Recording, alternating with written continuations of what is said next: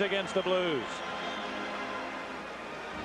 I think just making sure that we're ready is the first key that we have to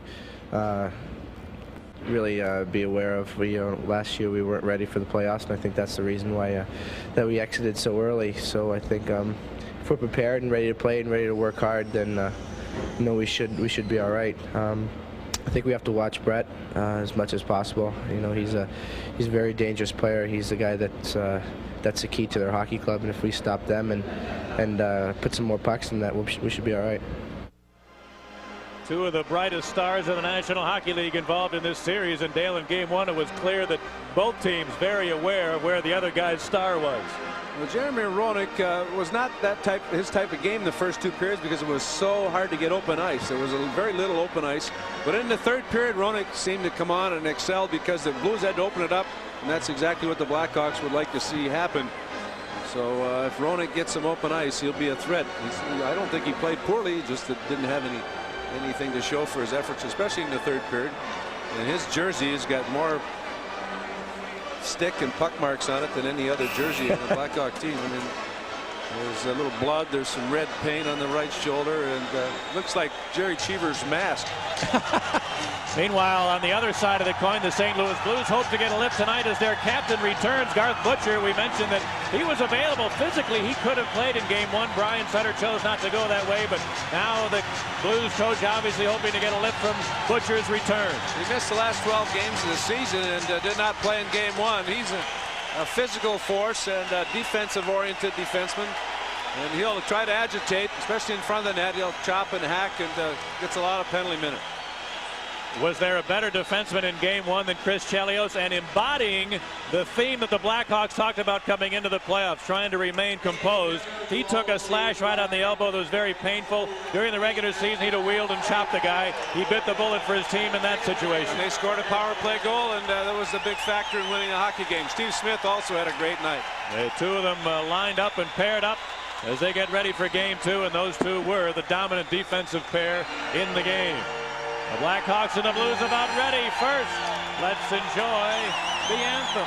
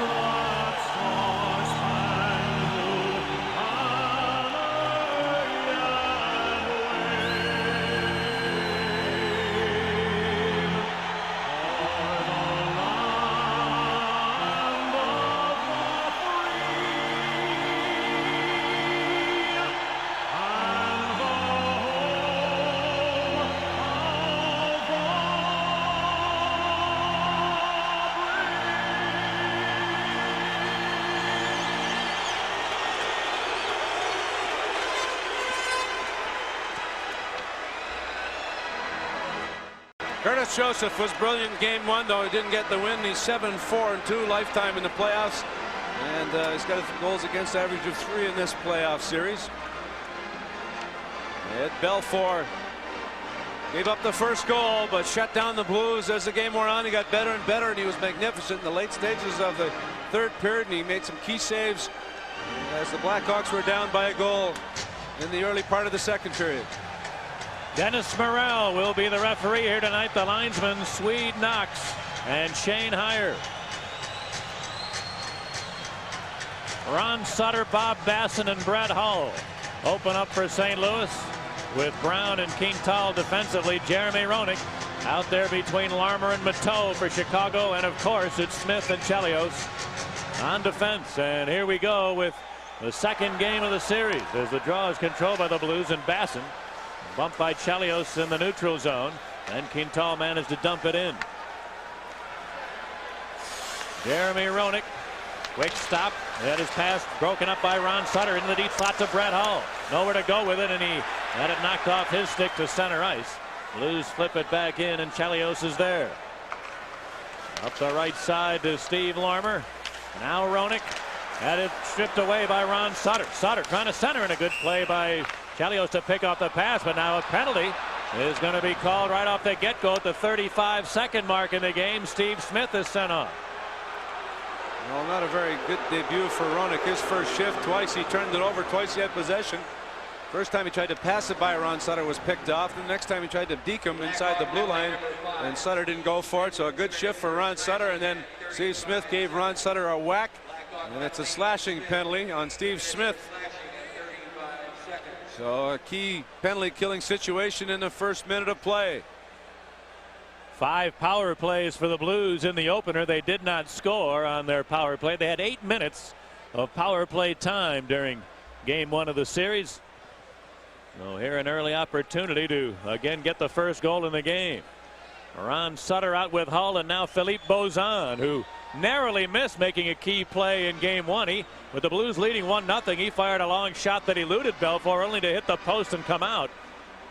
And but for an inch, the Blues would have had a big lift there, but he gets a power play chance here. Bozan, Brown, and Cavallini the point men for St. Louis. It's Mateau out there for the Blackhawks, along with Brent Sutter, Kravchuk, and Chelios. Here's the draw to Jeff Brown. Deep slot to Cavallini, trying to center one, deflecting off the stick of Hull. Into the corner, and Kravchuk couldn't get it past Brown. Then Cavallini center one, bouncing puck to Kravchuk, clearing. Good read by Mateau there, Pat. He forced Cavallini right away before he could get time to set up. Now here's a lead for Bozan. He was tied up by Chelios, and the Hawks clear it back the other way.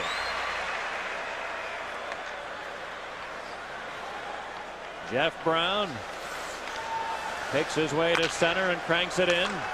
Larmer on it first in the corner with a little time, but couldn't get it out. Cavallini held it in deep slot to Brown, walking right in, fires! Belfour got a piece of it. Rebound to Larmer. He has time, and this time cleared it to center. Jeff Brown, I think, was surprised himself how much time and room he had. He walked right up the slot area, but Belfour with a key save early. Now Shanahan on right wing. He's bumped by Kravchuk. Into the corner goes Chelios, clearing.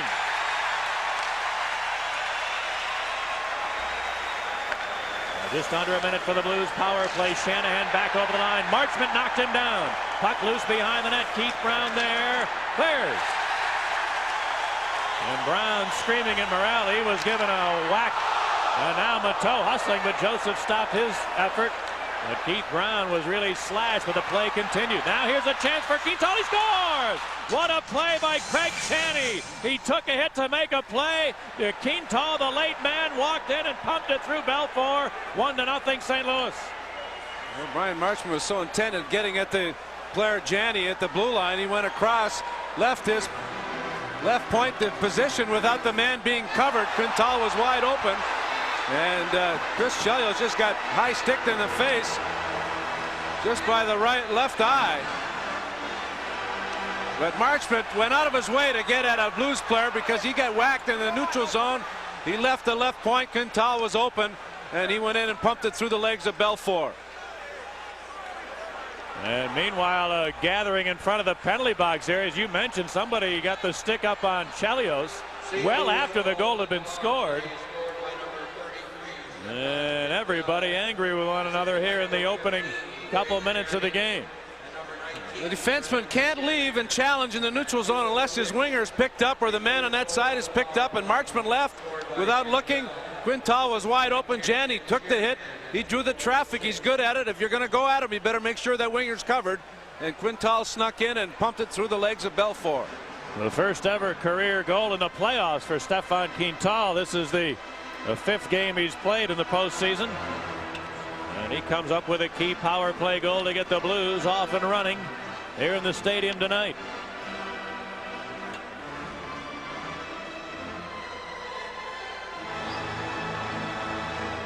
And now the draw is taken by Steve Smith. Took a hit but clears it into the St. Louis zone. Cavallini back. Whips it around the boards. Held no over the stick of Chelios. Back into the Hog zone.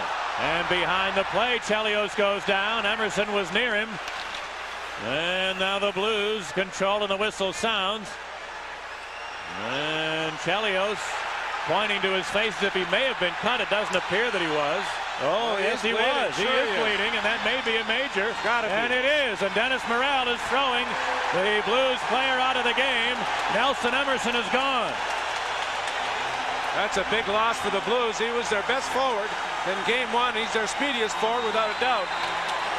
He clipped Chelios in the face as he tried to get by him on a dump in. It might have been icing. Chelios tried to slow him up. And Chelios is cut and bleeding profusely from the mouth.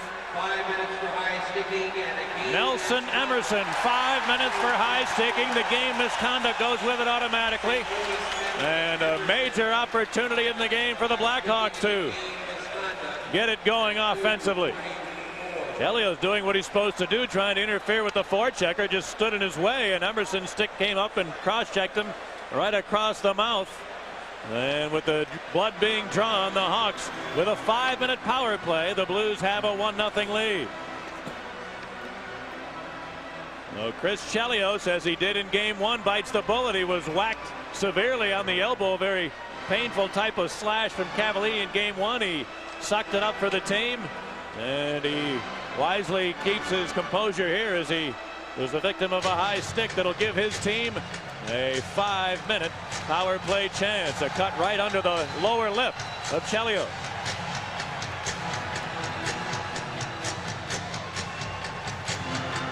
Chris Chelios with 106 games now of playoff experience.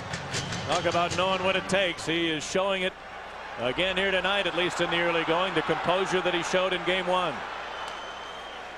A 5-minute Hawk power play, and here it goes. The draw is to the Blues, though, and Zombo able to clear it down. Sutter, Larmer, and Hronek in front for the Blackhawks with Smith and Chelios. Here's Brent Sutter. Left side for Larmer. The pass over his stick results in an offside call against the home team. Jeremy Hronek, a young man, and yet this is his 38th game in playoff competition. With 15 goals and 30 points. Hronek had 22 power play goals. He had 13 game-winning goals.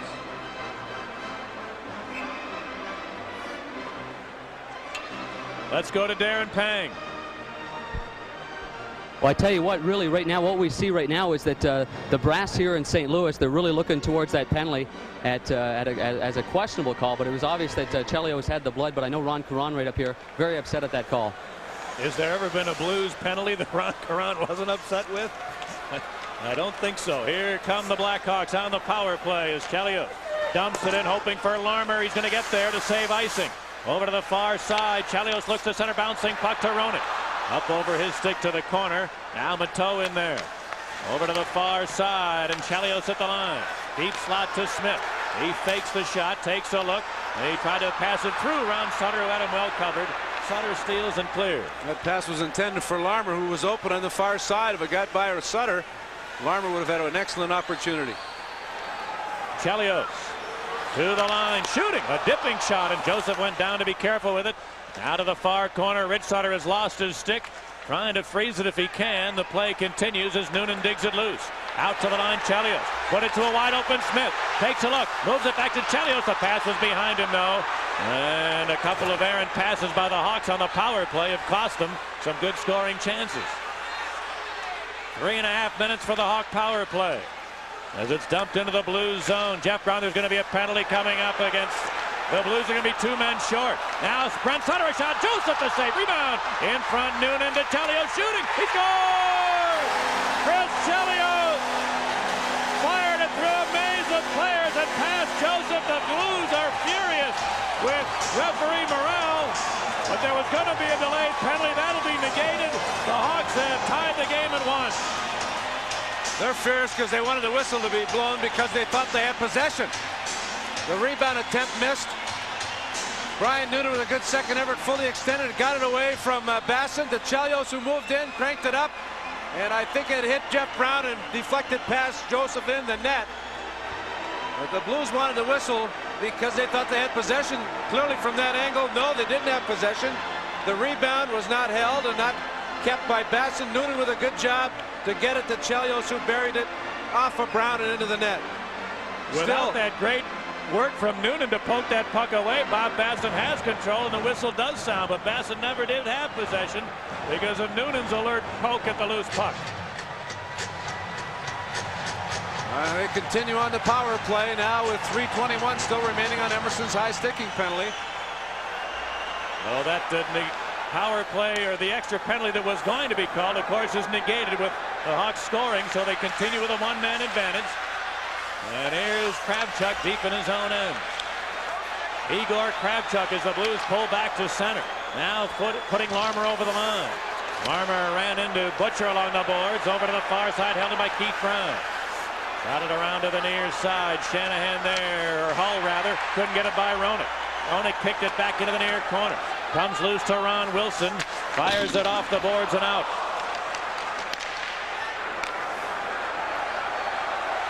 Kravchuk dumping it back into the Blues zone. Ron Sutter behind the net. Clearing to the far side, and the Blues try to clear, but it hit Keith Brown, I think, and deflects into the crowd. And now Butcher going out of Hawk Claire along the boards. And a very different flavor to this game as opposed to what we had in Game 1. The first game certainly very competitive, but now some extracurriculars being happening here early in this game, and we didn't have a whole lot of this in the first game of the series. Well, Garth Butcher wanted to get Roenick out of off his game. Gave him a whack, they got the stick up at him, and then all the players milling around. Lowry's in there as well. Now Cavallini and Mateau. ISO vision on Jeremy Roenick, circling around. He relaxes as the whistle blows. Butcher gives him a whack, then gives him another whack after the whistle, then gives him a shove in the face. And then all the other players come in, and Butcher clearly trying to agitate Jeremy Roenick. So a couple of penalties coming up here as the game is tied at 1. With just 5 minutes gone by in the opening period, already a very eventful evening in the stadium, and you can tell Stefan Mateau is well aware of his role on the team in terms of people trying to take liberties with Roenick. And he was right there when Butcher tried to go at Jeremy Roenick. The Blackhawks adding a couple of players to their lineup. They have Marchman and Horacek in the lineup. Grimson, Kuchera, Bennett, Goulet, Gilbert, Lauer, and Russell are not in the lineup for the Blackhawks. Norwood, Jablonski, Giles, Mackey, Chase, Felsner, and Barron. Giles and Barron played in Game 1. Well, the timekeeper looking a bit nervous. Needs a good manicure. Looks like he's been gnawing at those. Gary Steffenhagen logging the penalties that have been called by Morrell. So the Hawks continue for 2.5 more minutes with this power play. Those penalties to Butcher and Brown were offsetting minors.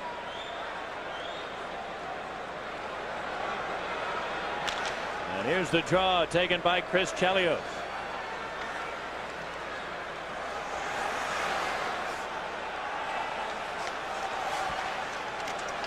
Chelios goes up the middle to Roenick. He looks for Smith, but the pass too far for him, then carried on by Brent Sutter. And a late offside call, unless the players didn't hear the whistle the first time, but Shane Heyer put the arm up a second or two after the Hawks had gotten into the offensive zone. However, everybody now does recognize the whistle. The Blues very chippy in the early going. The Blackhawks keep their composure. They're going to get a lot of power play time tonight. The Blues trying to stir things up to get the Blackhawks off their game, and this is when the Blackhawks really need to keep their composure. Here's Jim Blaney for some other action. Okay, thanks a lot, Pat. The Minnesota North Stars they're playing very well. The Detroit Red Wings have a problem. Second period, Bobby Smith puts it out in front of the net for Derek Smith. He beats Tim Shovelday high. And the Minnesota North Stars at the 7:30 mark of the second period lead Detroit 3-1. Now back up to Pattendale. So the Red Wings really having trouble on home ice in the first couple of games, at least so far. Here's Roenick on the Hawk power play. Jeremy Roenick on the near side into the corner. Sutter walks in front to Chelios. And shot, he scores! Chris Chelios snuck in from the line, and Brent Sutter found it with a perfect pass. And the Blackhawks, with 2 power play goals on the major to Emerson, have taken a 2-1 lead. Well, the Blackhawks moving the puck beautifully on the power play. Tremendous passing. Roenick kept his composure. Ron Sutter went at him, almost coughed it up, kept it, turned, got it in deep to Brent Sutter. Brent Sutter took a look, faked the pass to Larmer. The defenseman froze, went down on one leg to Chelios, who snapped it. He took the stick back about a foot and just snapped it inside the post. Great passing from Roenick and Sutter to set up Chelios for his second of the game. 19 career playoff goals now for Chris Chelios. And the Hawks have a 2-1 lead and still have a power play because of the major. Here comes Sutter to Larmer, and a save by Joseph. Rebound taken by Richard Sutter, and he couldn't get it out. Chelios at the line, moving in, going for the hat trick. That shot is blocked. The race is on. Rich Sutter with Smith and Chelios trying to catch him, and Chelios got there to cut him off beautifully. It's Chelios doing it at both ends. 1:15 for the Hawk power play as Mateau weaving at center. Now had to flip it in. Jeff Brown back. Put it around the boards. Held in by Kravchuk to Noonan. Trying to center, picked off by Quintal, and he shot it to center ice. Ryan Marchment with a minute left on the Hawk power play. What a funny hop off the boards as he tried to send it around to the far side, and finally Rob Brown able to come up with it to Noonan. Ryan Noonan looking for Rob Brown. Oh, he just barely missed corralling that pass. Then Mateau held it in. Far corner to Noonan, out to the line. Marchment lets it go. It's blocked by Hall. The races, and then Marchment knocks Hall down. He'll get a penalty.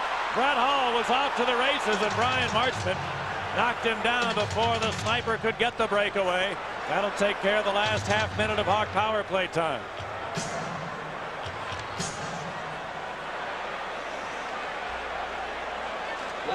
A very eventful first 7 minutes of the stadium tonight. The Hawks with a 2-1 lead. And that was, I think, something Marchment probably really had to do. Well, his shot was the key. He had to get it through. Brett Hull blocks it and then made a one-handed maneuver off the boards and would have had him. But Marchment had to take him down, and yes, that was the right play. That was a necessary penalty because Brett Hull was off to the races. But the Blackhawks do the damage. They scored 2 power play goals on that 5-minute major. Well, Brian Marchment had to take Hull down. Morrell makes the call, and in 32 seconds, the Blues will get their second power play. They scored their first goal on the power play. All the goals tonight have been power play goals. One by the Blues and 2 by the Blackhawks. And Chris Chelios has them both. And that sweater, I don't know if we'll ever be able to shut all that stain out, but it's full of blood. Now Chelios with 4 skaters aside. Gave it to Roenick, who mishandled it. Shanahan steals, but his pass didn't click. And it bounced away from Chelios to Quintal, who tries to send one. Bouncing puck, just missing Shanahan. Now Shanahan on the far side. Tied up by Chelios along the boards. And Steve Larmer able to pick it up. Hawks still in their own end. Chelios tries the near side, and Smith. The Blues penalty is over, and St. Louis is now on the power play as Roenick clears it. Well, clearly the Blues are trying to get at Jeremy Roenick. Kimball just took a run at him. Butcher did it earlier. The Blues only have 4 players out there. They've got a power play. They don't know it. Now here's Quintal, a long shot deflecting wide. Jandy to the late man. Sutter, he scored! Ron Sutter was the man that was errant or slow in coming off the bench. When he finally did, it was so late nobody picked him up. And on the power play, the Blues have tied the game at 2. A great wrist shot from Ron Sutter. Yes, they only had 4 players on the ice. And Sutter had trouble with his glove. He didn't have his glove on. Finally got it on, came in, The shot came, it hit the end boards and came right out to Ron Sutter. The pass right on the money and bang, the quick snapshot. He got all of that. What a great wrist shot from Ron Sutter. Mintal's shot was deflected wide. Assisted by number 15, Greg Janney, great playmaker, quick hands, got the backhand pass right out to Rich Sutter, the one-timer, Ron Sutter, and the one-timer, the wrist shot over the outstretched glove of Belfour under the crossbar. It was in and out. Janney and Quintal assisting. And all the goals in this game have come on the power play, 2 for each team. Cavallini deep in his own end, looking for Hull. Brett Hull, long feed, missing Ron Sutter, sliding the length of the ice, and going to be an icing call against the Blues. Mateau gave Hull a rough ride after that pass was made, and you the Blues talking it over with Mateau, but no damage done. The Blackhawks and the Blues are locked up at 2. Pat Foley and Dale Talon in Chicago Stadium, and look what Mike Keenan does, sensing that this game getting a little physical. Well, the Blues are trying to get at the Blackhawks players. They've been slashing and hacking and trying to agitate. So now it's Herkus, Peluso, and Horacek on the ice for Chicago. Here's the draw in the Blues zone, and it's cleared. Back into Chicago territory. The race is on. Busquets better hurry. He does. And now behind the play, Marchment and Kimball drop the gloves. And Kimball and Marchment are slugging it out at center ice. They're just trading him toe to toe. What about this is? Kimball and Marchment just slugging it out. Giving one, getting one as they wail away on each other at center ice. And Kimball got in a couple rights. And then Marchment takes over in the late going. Brian Marchment and Darren Kimball each gave and received 10 punches each, and then Marchment at the end landed the big blow. That was one of the best fights we've seen in a long, long time. They both landed a lot of punches, and finally Marchment got the upper hand as it went on. A busy night already for Dennis Morel as we remain tied at 2. And that was the old give one, get one. Number 29, Darren Kimball, 5 minutes for fighting. Blackhawk penalty number 2, Brian Marchment, 5 minutes for fighting. At 18:24. Well, Kimball had a hold of Marchment's stick, and then they wouldn't let go. Got a hold of it, tugs it. Finally, Marchment gives him a whack. They both drop their gloves and start teeing off. Kimball and Marchment landing punch after punch. They both got tired of hitting each other with the rights. They tried to go to their lefts. They both landed a bunch of punches, and then Marchment hurt him at the end with a couple solid rights that sent Kimball to the ice. We expected that this game would be a lot more physical. The Blues trying to instigate most of it. And it's a 2-2 game, and all 4 goals have come on the power play. Brian Marchment, the one thing you can say about him, he's as tough as they come. He's got a plate in his cheek. He took off the shield, the protective shield, and he's had 2 fights since. Now the Hawks dump it in. Roenick flying, shoots, and a save by Joseph as Roenick got to that dump in first, using the great speed. Here comes Zombo back. Clearing to head to Ron Wilson, who gets the line, and Zombo really corked by Roenick after he made that pass. As the Hawks dump it back into the blue zone, it'll be an icing call against the Blackhawks. And there is not an inch of free space for anybody out there, no matter if you're a star or a plugger. Especially Jeremy Roenick. It seems to me the game plan for the Blues is to get at Jeremy Roenick. Hack him, whack him, do whatever you can to get him off his game. And Roenick, I think, has had enough. He's running around, takes a look, he had a great chance to score, and then lines Zombo up with a good solid hit, and then Roenick almost got the worst of it as he went crashing into the side glass. Well, there you talk about the total package, and there aren't a whole lot of top scorers in the league that can play a physical game the way Jeremy Roenick can. We've seen him unload on all sorts of people. Well, this game is certainly not for the faint of heart. Absolutely not. Every inch you get tonight is going to be done, as John Houseman would have said, the old-fashioned way. You're going to have to earn it. There'll be a few welts on everybody's body when this one's over. Glad you're up here, huh? Yes, sir. Even though it took me forever to get up here. Because of those old welts. Rob Brown dumping it in. Graham against Quintal to the corner. Then Brown in there to help out. Rob Brown trying to jam it loose. He did and centered, but it's picked off by Jeff Brown at the Blues defense. And he feeds Craig Janney to Quintal. Stefan Quintal hoping it in, dumping it and hoping for Shanahan. And Belfour able to knock it off his stick. And now Kravchuk got a rough ride from Bozan in the corner. Out to the line. Butcher held it in along wrist shot. Gloved by Belfour. I think he saw that all the way. And he gloves and holds. Kravchuk, good job just to get the puck away from the oncoming forechecker. Put it harder on the boards and missed 2 Hawk players and came to Butcher, who just wristed it, and Belfour with no one in front of him. An easy glove. I thought Kravchuk had his best game defensively for the Blackhawks in game 1. He was aggressive, and I thought the last game of the year too he played well. Looked like he was more intense and more relaxed than he had been in previous games.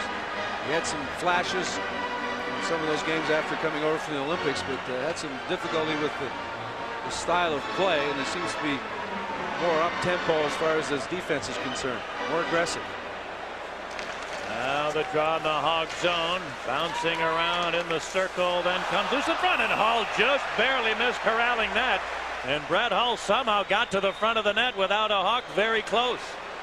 Off a face-off like that, you've got to be careful. And Hull lines up at the point position. So it's very difficult. This is a really smart play to have Brett Hull back on the point. Move the defenseman in. Because it's so difficult for the winger to get to him. If they do win the draw, they try, and the defenseman is usually much bigger and stronger and can interfere. Brett Hull with his father in attendance tonight. 408 shots this year. Led the league in that department as he has the last 3 years. Phil Esposito, though, has the record, 550 shots.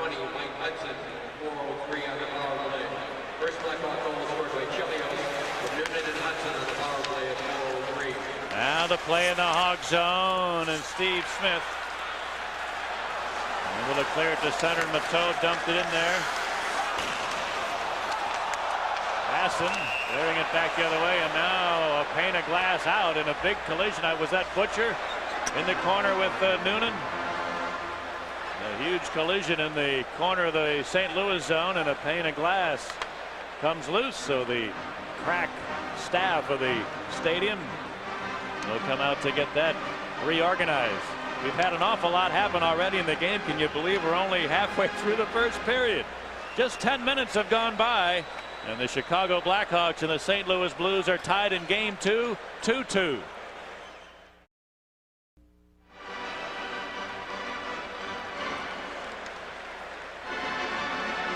Great job done by the stadium staff here to put that pane of glass back in and not waste much time, just enabling us to get a commercial in. What a performance Chris Chelios has had. Talk about paying the price. Check that out. Only 10 minutes into the game, the front of the jersey of Chris Chelios with blood stains all over it. He got a 5-minute power play for his team because of that gash under his lip, and it resulted in 2 power play goals for the Blackhawks. He's the type of guy that would gladly yield a little blood for a couple of goals anytime. Got his blood boiling, and he scored 2 goals since. Here's Noonan shooting it in. Rick Zombo, the Chicago area boy, is back. Then gave it away to Chelios. His long shot didn't get through. Zombo and Hudson to the corner, and then Dave Lowry comes out of there with it. Lowry to the Hawk line, drops it to Christian, a long shot off the goal post. Dave Christian fired it past Belfour and hit the pipe. He had the only Blues goal in the opener, and he barely missed getting another one. Christian. Blackhawks dump it in. Philippe Bozan with Paluso bearing down on him. Bozan shot it to center. Heath Brown dumps it back in there. Rich Sutter whacked it to center ice. Now Janney got to it, steps over the Hawk line, faking on Keith Brown, peels off, trying to buy some time. Banked it perfectly to Bozan, looking for Shanahan. Peels off to the corner, then center one. Belfour sweeps it to the near side. Tony Horacek is there, and he rolls it to center ice. And Horacek gets it back over the Blues line, looking for Herkus. Stick handling in traffic. Herkus nowhere to go with it. Had to shoot it in behind the net. Shanahan then clears it to the Hawk line. Keith Brown sends it ahead. Bateau for Roenick on the near side. Centering Larmer had to center one. That puck deflects off the leg of Roenick. Then JR got to it. Roenick in the far corner. Walks into the deep slot. His shot is blocked on a turnaround effort. And the Blues start back as Janney cranks a long one that Belfour is careful with to Chelios. Larmer run over by Butcher from behind, and the play goes on as Garth Butcher went at Larmer very hard and knocked him to the ice. And Roenick got a rough ride from Butcher on the near side. Roenick able to hang on to the puck and clears it to the Blues line. Here's a man falling down. Graham is in. Graham moves in, shoots at the goal post. Dirk Graham got Joseph down and out, and I think he hit the post with it. Hedekin the other way. Over the Hawk line, offside is the call. The Blues defenseman got a case of happy feet at center ice, and Dirk Graham was in by himself. Well, Hedekin, his first playoff competition ever, the former Olympian who played in this year's Olympics, flipped into the neutral zone, and two Blues collide, and that enabled Graham to take off. Brown was with him. I don't think he realized. Hedekin hustles back. The fake by Graham. Fake to his left, went to his right, and then off the near post, and it deflected back to the near side away from Joseph. Graham waited. Joseph went for the move. He had him beat, and off the post and away from the net. So each team has scored twice. Each team has rung a goalpost in the first 12.5 minutes of the game. Here's Rod Buskus in his own end to Mike Hudson. Now Kravchuk leading Lemieux over the line. Lemieux's pass deflecting up over the glass into the crowd. Jocelyn Lemieux has 2 goals in his postseason career, and both have come at the expense of the team he once played for, the Blues. Noonan, Lemieux, and Hudson were a big unit, especially in the second period. Their forechecking and hard work really turned the game around for the Blackhawks. He was credited with the game winner, Lemieux, in game 1.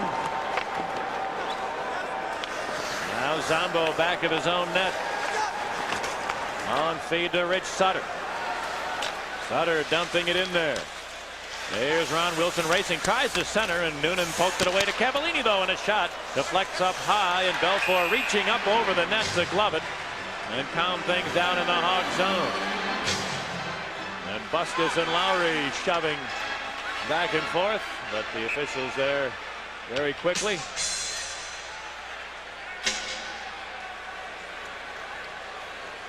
Hawks just have to back away from these guys. Let them do the stick work and let them agitate.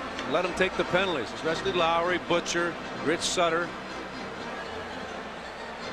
Make sure you have a good memory so that you remember game 1 next year when you play this team. Don't retaliate now. Let's hear from Jim Blaney. Okay, thank you so much, Pat. We want to remind everybody to stay tuned during our first intermission on WBBM for news, weather, and sports. And on Hawk Vision, Darren Pang visits with Jocelyn Lemieux. We'll have highlights of the Minnesota-Detroit game, and Dale comes along with his analysis and Chalk Vision. That's all coming up. Now back to Pat and Dale. Steve Smith coming out of his own zone. As Mateau on the left side. Here's a 3-on-2 developing. Smith over the line to Mateau, shooting. And Joseph got a piece of that with the left pad. Dave Christian the other way. Got it ahead to Ron Sutter over the line. His shot and a save by Belfour. And Eddie plays it to the far side. Brent Sutter able to flip it out to center. And it bounces around there to Brett Hull. He dropped it to Jeff Brown. Moving in. There's going to be a Hawk penalty. Brown shoots it wide. Here's Ron Sutter on the rebound. Across to Jeff Brown. He centered one. Hull, a one-timer deflecting to the goal mouth. And Belfour able to cover it. But as he does, there will be a Chicago penalty. And the Blues will head to the power play, trying to break a 2-2 deadlock.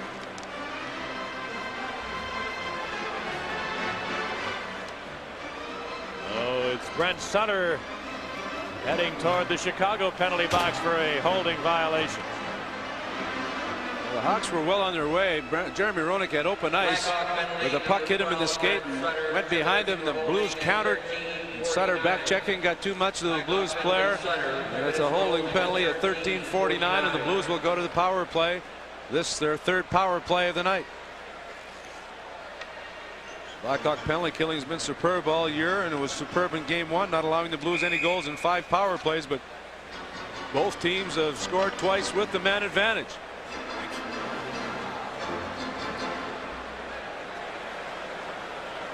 Ed Hall with the drop pass to Brown, and Hawk defenseman Chelios read that nicely and was able to get there to prevent Brown from getting a good shot away. Both Brown and Hall probably have the 1-2 shots in the Blues team. Mateau and Larmer for the Hawk penalty killers, along with Smith and Chelios. Janney, Bozan, and Shanahan for St. Louis, with Brown and Cavallini at the point.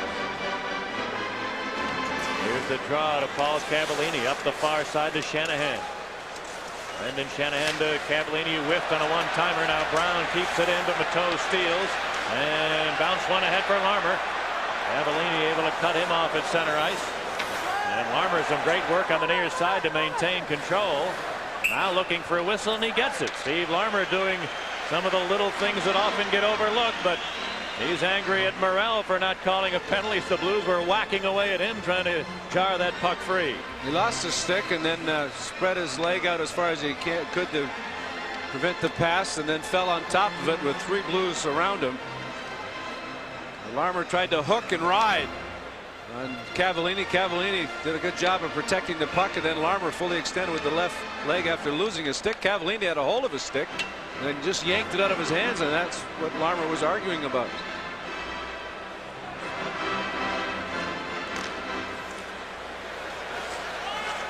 Now the draw to Chelios deep in his own end. He turns and puts it off the glass and out.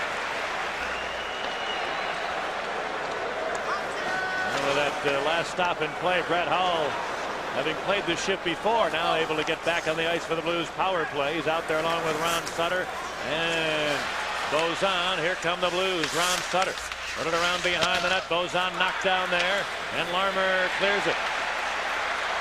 Graham racing after it, beats Cavallini to the loose puck. Cavallini bumped him into the corner. Graham would like a whistle there if he can get it. He does. Dirk Graham took a hit to make a play. Cavallini reluctant to get into that corner first. Graham knew he was going to get hit if he did, but he paid the price. Graham just outworked the Cavallini. Cavallini's been out there the full minute. But Larmer and Graham separated for this penalty killing role. Mateau and Larmer in the first half. Now Graham was out there with Roenick, and now Noonan takes Graham's place to give him a bit of a breather. But Cavallini and Graham go head to head. Graham goes in first, ties him up and kills off valuable seconds, and gets a face-off deep in the Blues zone with 5:12 remaining in the first period. It's a 2-2 game. All goals coming on the power play. There's still a minute left on the Sutter holding penalty.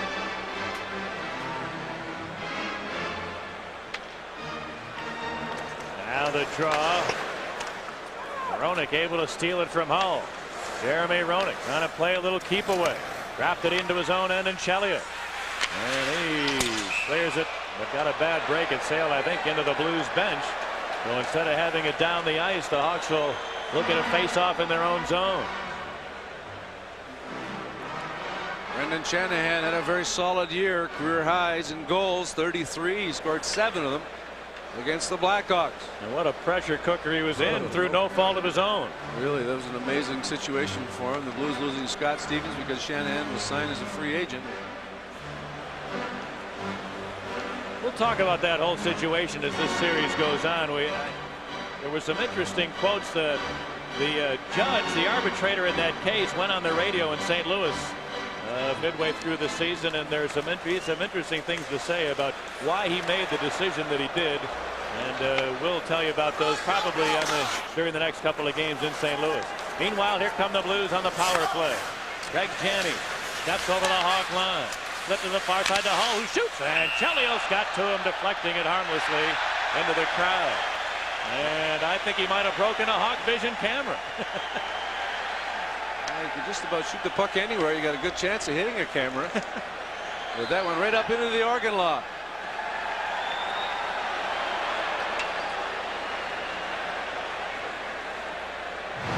Greg Janney having a much better game tonight. You give him the blue line, you're asking for trouble. He got the line, got it into Brett Hull.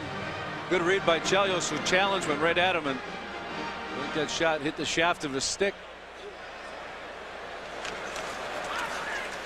Now the draw clear to the near side. Jeff Brown keeping it into the corner. Shanahan looking to center, deflected just behind Brent Hull. Now Hull's pass deflecting back to the center ice area, in time for one more quick rush on the Blues power play. And a pass misses Janney, taken by the Hawks Hudson, and he clears it down all the way. And that'll do it for the Chicago penalty.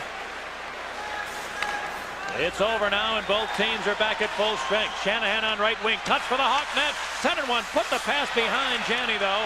And it's stolen away by Kravchuk. To Brent Sutter at center. Trying to feed Kravchuk, a near turnover, but the Hawks get it back. Here's Hudson, offside is the call.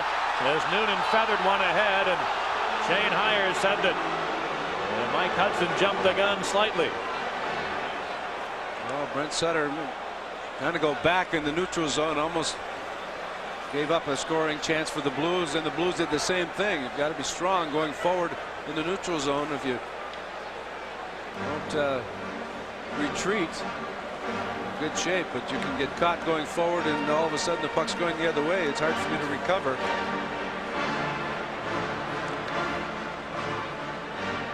Glad to see Brent Sutter in the lineup. The way first period, it looked like he of game one, looked like he re-injured himself, but he's back in and playing with the same vigor that he normally has.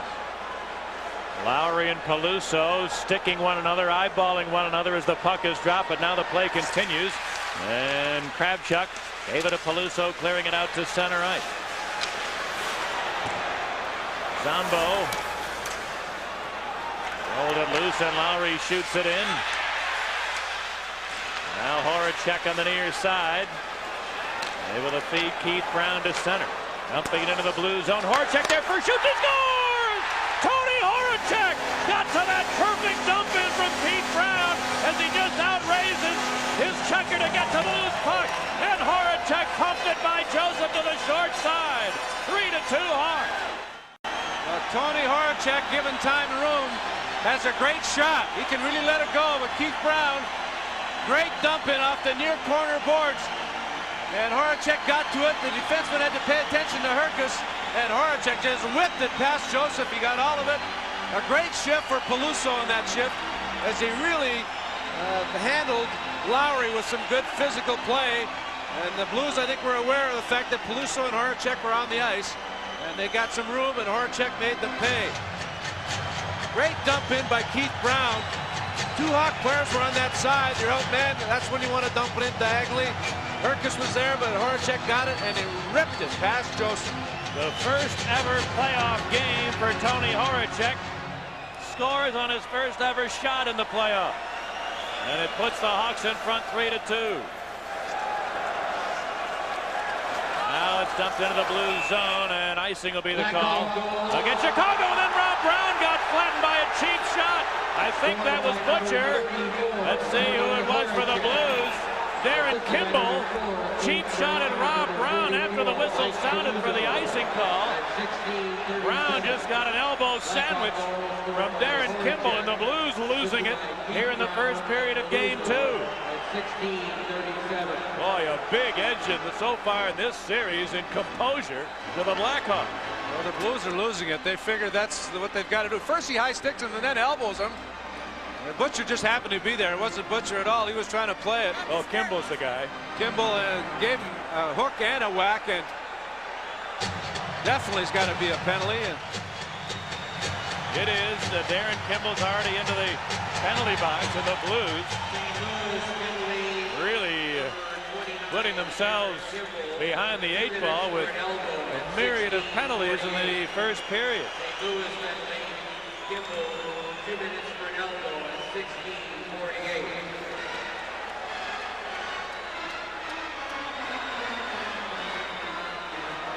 Kimball was acquired from the Nordiques for his physical play, for his intimidation factor, but he went toe-to-toe with Marchment. Got the worst of that one as the fight wore on, and now he takes a poor penalty on Rob Brown.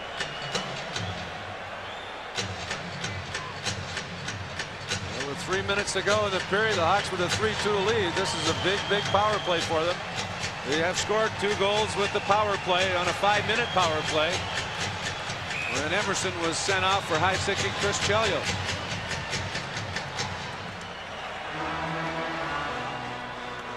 Face off to the right of Belfour, and the draw is taken by Chris Chelios. Gave it to Steve Larmer. Now Smith. Got it out to center, and Roenick shoots it in from there. Puck bouncing free on the near side. Smith kept it in. His pass stolen though by Wilson, looking for Hull. But Smith got in the way of that, and Chelios controls in his own end.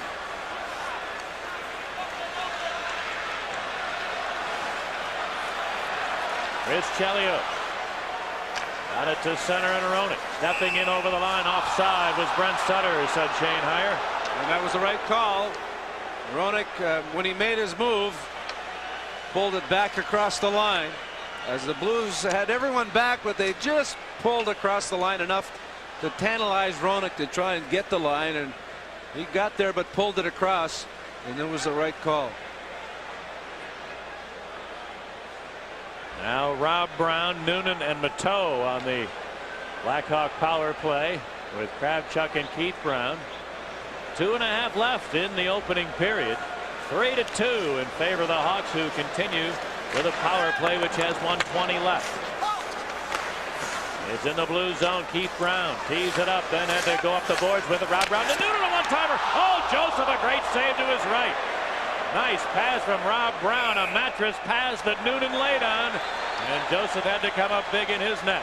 Well, the last power play, the Blackhawks in their last power play goal, they moved the puck brilliantly. Something that we haven't seen a lot of this year on their power play. And again, good job by Brown to give it to Rob Brown. And then a nice flat pass to Noonan. Let it go. Joseph fully extended to his right with the leg, kicked it, and just got it stuck in his pad momentarily, and then flipped up and wide. But Rob Brown has got the great hands, and he made a perfect pass.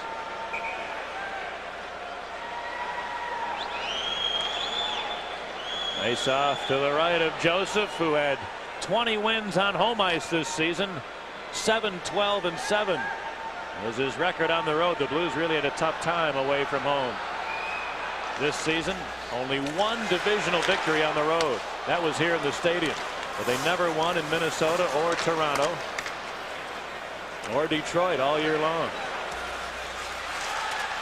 A minute left here on the Chicago power play as Brian Noonan dumps it in, but he was short of center. Icing will be called. Well, that play is a good play if you've got people open and you've got the odd man situation like the Horacek goal, but don't dump it in when nobody's going to get to it other than the opposition. You're better off just hanging on to it. There was no one going, there was no one open, and Noonan put it in. An easy play for the Blues in a faceoff in the Blackhawks zone.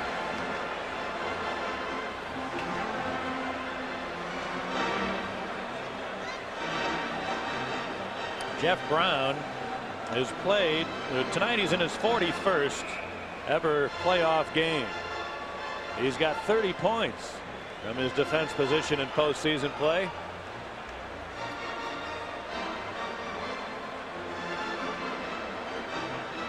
Face off to the right of Belfour,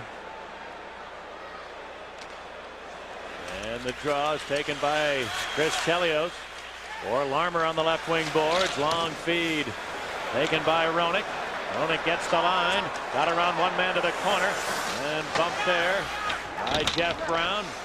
Roenick continues to whack away at it. Poked it loose to Chelios. A shot. Got a save by Joseph. Rebound. Roenick fires. Joseph stopped that. Coming free to the near side. Taken by Chelios. This Chelios in behind to Larmer. Nobody in front of the net for the Hawks. Here's Chelios, had it taken away by Jeff Brown. The Blues try to counter. Brown over the Hawk line. Hawks get back nicely 3 against 3. And then a steal by Smith to Larmer over the line. Lets it go. Deflected by Cavallini. over the glass into the crowd. Well, Chris Chelios almost got the hat-trick goal. And puck just hit Joseph in the left shoulder.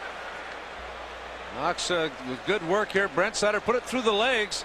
Chelios comes in, lets it go, and it hits Joseph in the left shoulder, and then he's able to clear. Then the puck came right out to Jeremy Roenick. The puck on edge. He tried to go to the stick side, and another good pad save by Joseph. Blues have spent a good deal of time short-handed in this opening period. The Hawks have had 13 shots on Joseph already in the game. That's answered only by 6 from the Blues. Face-off will be to the right of Curtis Joseph. Just 3 seconds left on Kimball's penalty. We're apparently having some video difficulties. Our crack staff working on that. Hopefully we'll get that all straightened out here very quickly.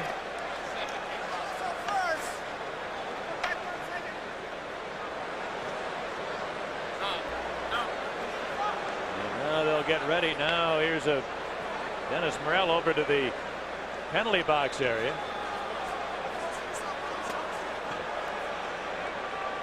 I think he wants some time put back on the clock.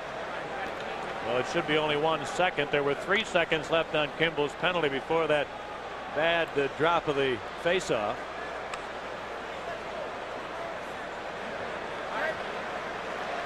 And rather than try to, well, now that is straightened away.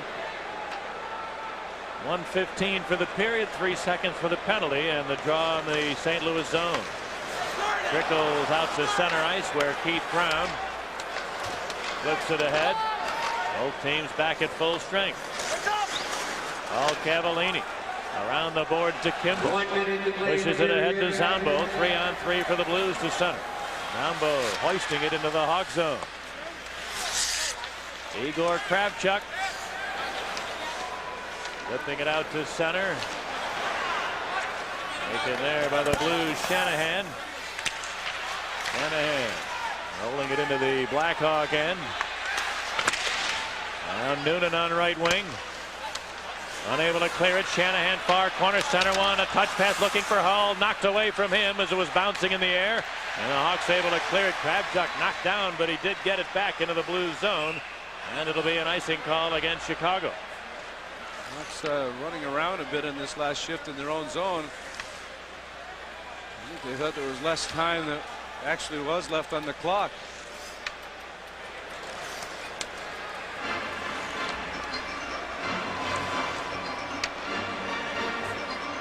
22 seconds left in the opening period. Faceoff will be to the right of Ed Belfour.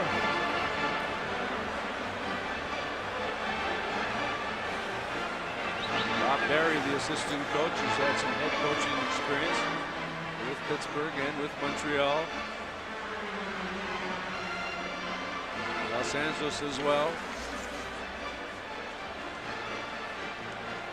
Brent Sutter and Craig Chaney ready for the draw, which Sutter wins to Chelios. Looks to clear and did get it past Jeff Brown back into the Blues zone. Quintal put it to the far side. Roenick is there to steal it. Cuts in, shoot. Tried to go high and just missed the top corner. And now to the near side, Shanahan couldn't get it out.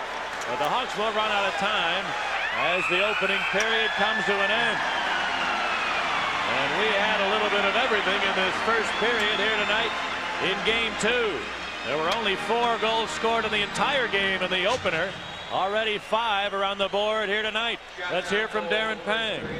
And you know, I tell you what, during the course of that first period, I spent a lot of time up in the second balcony where the backup officials stay, and Ronnie Hogarth making a lot of notes. He was the backup for tonight's game, and the referees trying to prepare themselves. They expected this game would be physical, but of course the penalties that took place in that first period really dictated the score, and Ronnie Hogarth's ready for the next game if indeed he is the guy here. Let's go back upstairs to you guys. The ice here to get ready for second period action.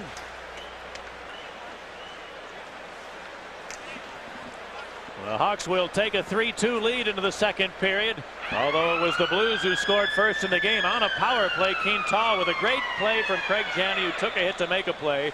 Janney and Shanahan helping Quintal at 2:06. Then the Hawks take the lead with 2 power play goals because Chris Chelios was high stick by Nelson Emerson, who got a 5-minute penalty. Chelios scored twice, the first from Noonan and Hudson at 4:03, and then Sutter and Roenick assisting at 5:29. So 2 power play goals scored by the man who took the hit to give the Hawks that man advantage. Then the Blues got a power play goal again. Ronnie Sutter with a great snapshot from Janney and Quintal at 7:48, and then the goal that put the Hawks in front of a great Keith Brown dump in. Tony Horacek pumped in his first career playoff goal in his first ever game. Horacek from Brown and Peluso at the 16:37. 13 shots for the Hawks in the first, 6 for the Blues. And here we go with second period action as the faceoff is controlled by Chelios, and he shoots it into St. Louis territory. Garth Butcher back for the Blues.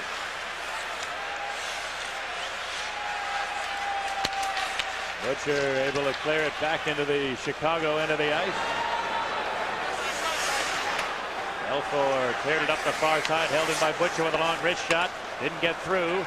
And now Graham starts the Hawks back. Then they get into the Blues zone. Ron Sutter. Long feed for Bob Basson, a 2-line pass. And the whistle sounds.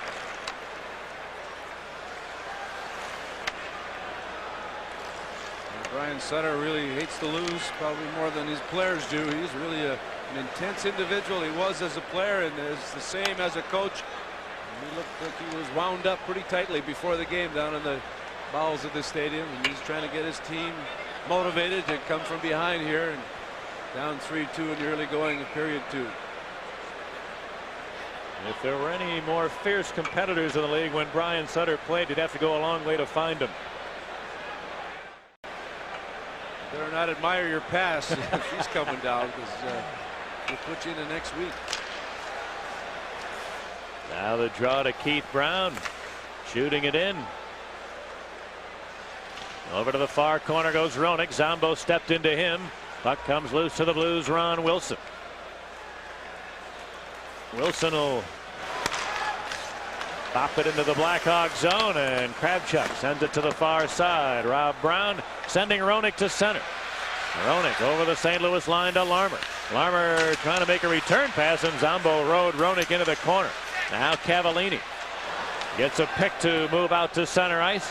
Paul Cavallini over the Hawk line. His pass broken up. Brown for Larmer, and it ran through his legs, and the Hawks unable to complete a quick counterattack as it's shot back into the Chicago zone. Mike Hudson looking for Noonan, who was well covered, and Shanahan steals for St. Louis. Around the boards, Philippe Bozan on the left side. Bozan to Janney over the line. Janney looks for Quintal into the slot, knocked down by Marchment before he could pull the trigger. Now Lemieux had trouble with Shanahan, who centered, but Janney well covered by Busted, and the Hawks able to clear it to center ice. Hudson over the St. Louis line, left it for Lemieux, whose shot is blocked and cleared to the Chicago zone. Busquets doubles it ahead, and Herkus looking for Lemieux over the line. Jocelyn Lemieux unable to advance it. Here's Brett Hull the other way, has room over the line, trying to center one. Oh, and the Hawks are happy now. Here's Hull shooting, and a shot blocked by Lemieux, who went sprawling in front of that. Whenever you see Hull pass instead of shoot, you got to be happy with that if you're a Hawk fan. Here's Lemieux the other way with a wrist shot that's blocked, and Brett Hull got it to center. Chelios there, quickly back over the line. A back pass offside, barely, was Horacek. Great defensive play by Brian Marchment. Hawks get caught in the neutral zone, something they've been doing with regularity in this game, going forward and coughing it up, allowing the Blues to counter. Brett Hull with the players changing. Marchment was the lone defenseman back and slid in front of the pass, and then the puck came back to him, and Hull again tried to let it rip, and Lemieux was able to block the shot. So 2 fine blocks, one by Marchment and the other by Jocelyn Lemieux. Reinhart with 2 hat tricks as a defenseman, and Bobby Orr with 1. Redmond, Potvin, and Doug Hallward, only defenseman to score a hat trick goals in playoff competition.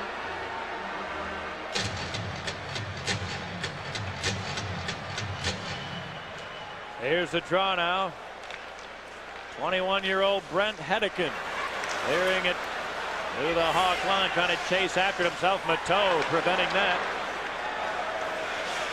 And now Butcher in the Blues zone. Got it to the Hawk line. Chelios on it. Chris Chelios for Dirk Graham. Into the Blues zone, feeding Chelios, moving in. And he ran right into a check, and Basson knocked him down, but that hurt Basson. He got the worst of that. I think he hurt his shoulder. And now the Hawks are in offside. Bob Basson with Chelios coming straight at him. He made the hit to stop a shot attempt, but Bob Basson hurting as he heads to the Blues bench. The Hawks with a 3-2 lead early in the second. Bob Basson initiated the hit. He's not shy. He's a little guy. We saw him as a Blackhawk. He will go at anybody. Chelios is a big guy. He had Chelios with his head down who faked the shot. Chelios went crashing to the ice, but Basson clearly in a lot of pain. I don't know what he hurt, but it looks like shoulder, wrist, or arm or something. But Chelios had the defenseman down. Didn't see Basson coming late. And Basson got the worst of it. Bob Basson goes off to the Blues bench in agony as he initiated contact with the much bigger Chris Chelios. But Basson is holding his wrist, I believe, or arm. Well, you know, you mentioned we saw him here with the Blackhawks a couple of years ago, and you remember this like I do. He was such a feisty competitor, and he's not the biggest guy in the world. The Blackhawks in the playoffs, when he was here, would play him just every other game. They were fearfully hurt himself badly because he really plays without any fear, and he's not the very big man, as we said.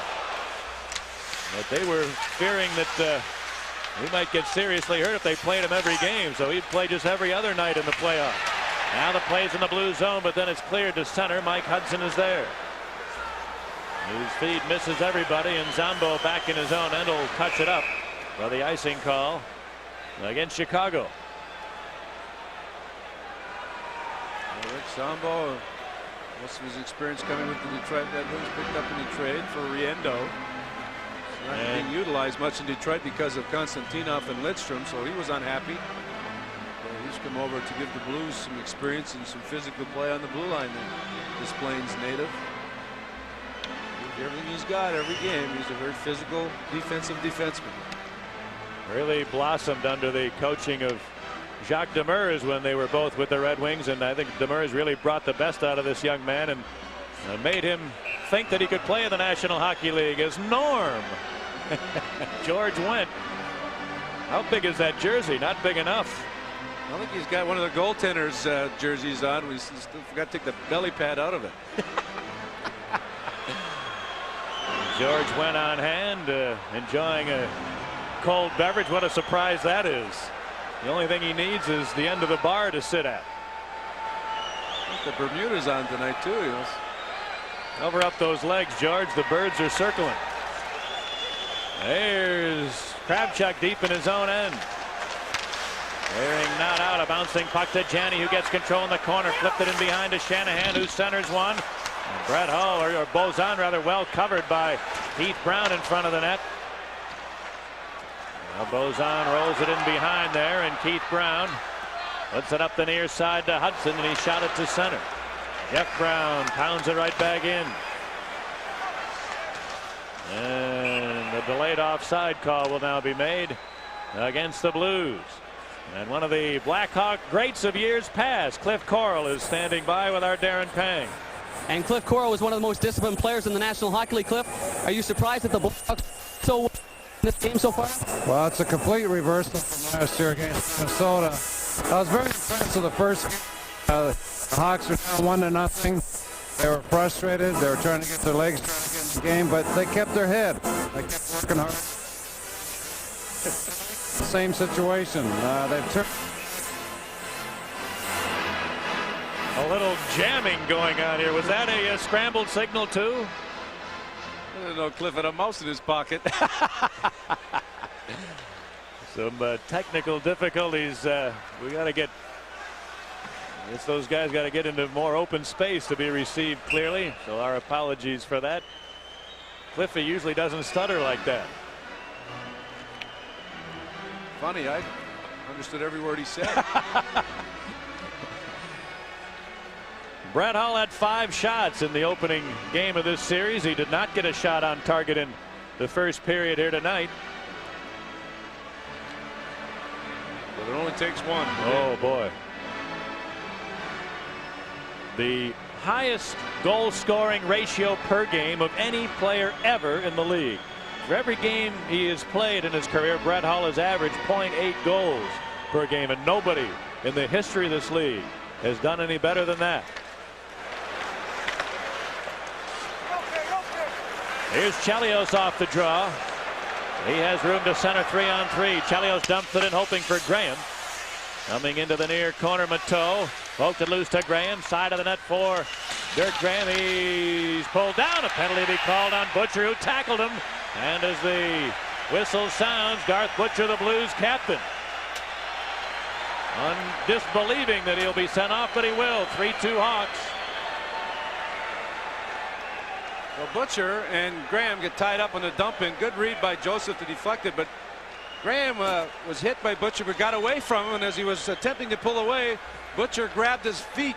St. Louis penalty number 5. Tackles him. Good tackle. He's about to tackle low, aren't you, instead of high? He thought he'd get away with that, but he's arguing the call, and the Blackhawks will get their 5th power play. Garth Butcher had 5 straight years with 200 or more minutes in penalties. Had that streak stopped this year with only 189. And he missed the last 12 games of the year, or otherwise he would have probably attained that. But he got a hold of Graham's leg and wrestled him to the ice, and the Blackhawks will go to the power play.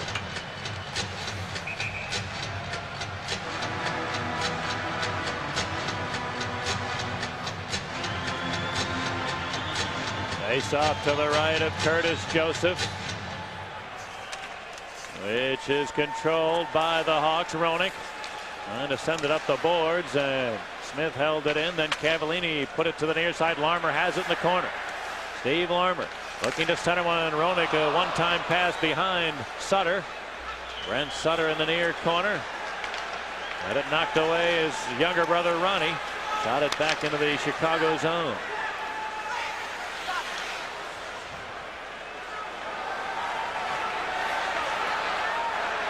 Steve Smith has room to center. He'll crank it in from there. Roenick left it for Chelios, who center one, a bouncing puck, just missing Roenick, and then it's cleared by Cavallini to center. Here's a poke check by Hull, stole it from Smith, cuts in, shoots, he scores! Brad Hull, who was second in the NHL in short-handed goals in the regular season, scores another one here. That's his 6th shorty all year long, and the Blues have tied the Hawks at 3. Steve Smith rather relaxed here, trying to get to the puck. As the puck at the red line goes to get it, it's away from him. Scored by number 16. Brett Hull pokes it away from him. Smith was very casual in that situation, not really respectful of Hull, and Hull just walked in, didn't have much room, and somehow he found the hole. He put it inside the far post, or the near post. Brett Hull with a shorthanded goal ties it up. He just snapped it. We talked about the fact that it only takes one, and you can't hold him off entirely for very long.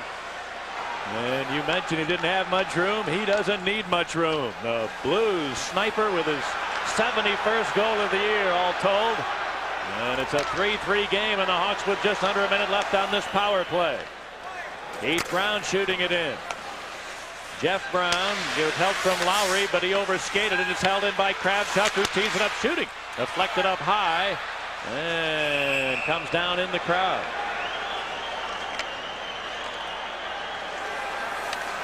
Well, Brett Hull gets his 16th career playoff goal in 19 games against the Blackhawks. A big goal, a shorthanded goal that ties it up at 3 apiece.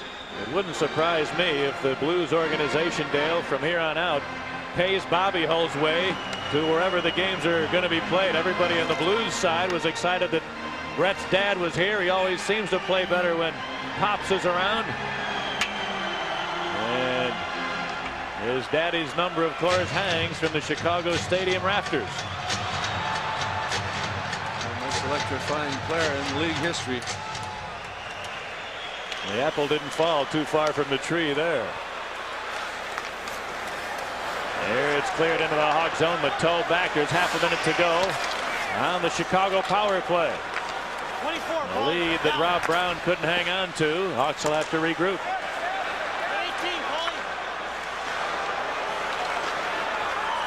Igor Kravchuk. Long feed to Matteau. Offside is the call. Well, the Hawk power play looking so promising, but this power play might turn the whole game around as far as the Blues are concerned. They score a shorthanded goal and tie it up.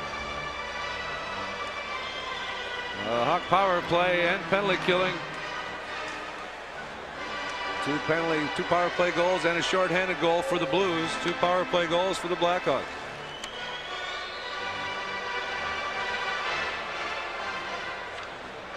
That goal by Hull seems to have taken out some of the spark, not only from the Blackhawks, but this crowd is stunned by it. The great Gretzky, and the Blues have a great one there. And what you really like about it, he's a likable guy. You like to see people like that have success. A lot of class on the ice and off the ice. He enjoys himself.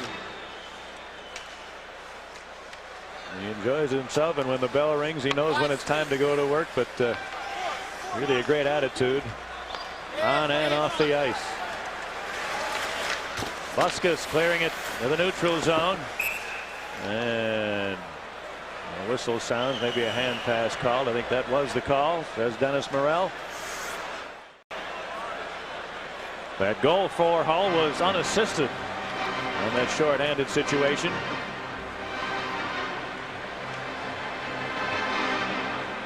And the Blues players to continue to congratulate their great sniper on the bench. That was the Blues' first and only shot of the period. 7th of the game. They've scored 3 goals in 7 shots.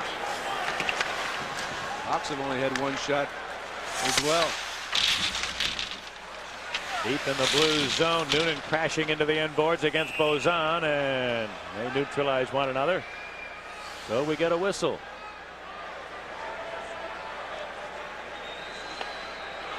Well, talking about Brent Hull, we had a chance to talk to one of his good friends who's a member of the Blackhawks, Jeremy Roenick, on Brent Hull. He likes to have fun, and he goes on the ice carefree, and he just loves to play the game, and he's a great all-around guy. You talk about 2 great young stars. These 2 franchises in pretty good shape with those 2 youngsters leading the way. Haven't seen much of Roenick in this period. As was the case in game 1 for a while. He didn't play a whole lot in several stretches. Here's the draw in the Blues zone. Lemieux working the sideboards on Bozan. They both hit the deck. Now Cavallini lost the handle in traffic. Back of the net, Lemieux jammed it loose, and it just hit a leg before it got to Noonan. Blues start back here. The race is on 3-on-2 if they hurry. Bozan to Cavallini moving in. Centered one, and the pass behind Bozan winds up on the stick of the Hawk player Kravchuk, who cleared it to center. All Cavallini. And it knocked off his stick. Noonan dumping it in. Back of the net it goes, and now Roenick trying to pick it out of there. Comes to the near board. Chelios looking for Roenick in the corner. Janney on him, but Roenick wins the puck. Roenick with some room. Center one out to the deep slot. Smith shoveled it to the doorstep, but Janney broke it up and starts the Blues back. And Craig Janney will flip it in there.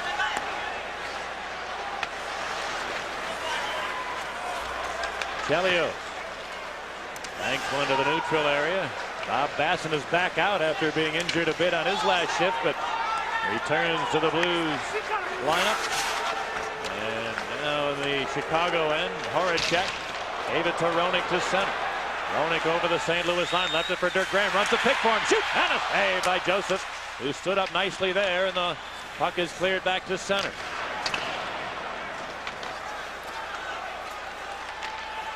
Bob Basson on the left wing boards. Able to bang it back into the Blackhawk end of the ice. Now Tony Herkus. Shifts, really nothing going for the Blackhawks as far as pressure or momentum. Stefan Quintal banking in out to the neutral area. Lowry lost the handle and Buska shoots it back in. Jeff Brown of the Blues.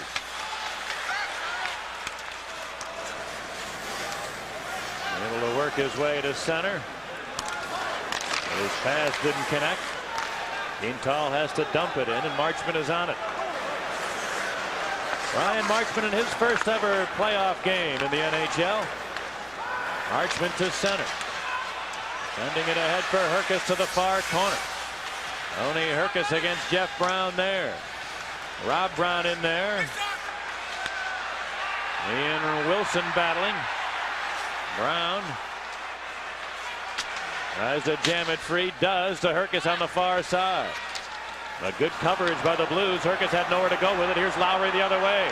Lowry in shooting, and a save by Belfour. Gave a rebound. Cavallini well covered by Kravchuk, who able to tie him up before Cavallini could pull the trigger, and then Belfour able to cover it. A dangerous attempt by Herkus on the backhand, coming towards the blue line in the offensive zone. If it doesn't get picked off by if it doesn't get to a Blackhawk defenseman, the Blues are on their way countering, and that's what happened, an odd man situation. And Herkus tried to slow up Wilson. Lowry didn't see him, but a good save by Belfour on Lowry's screen wrist shot. And the Hawks were able to recover. Sloppily played second period here by the Blackhawks. I think they thought this game was over with a 3-2 lead and a power play, and they relax on the power play, give up a shorthanded goal, and now they seem to be a bit confused.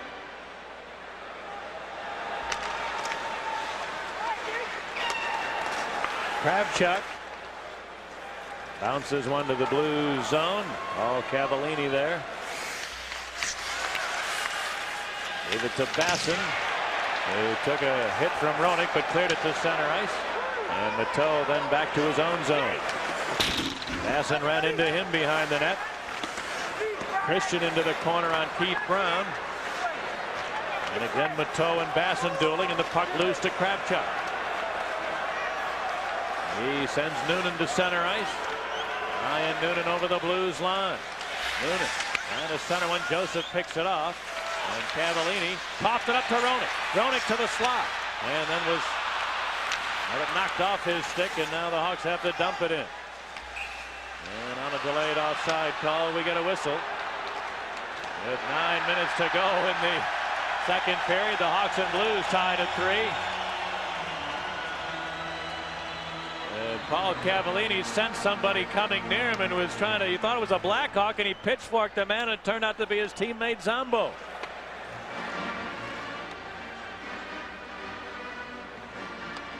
So the two Blues defensemen head off to their bench.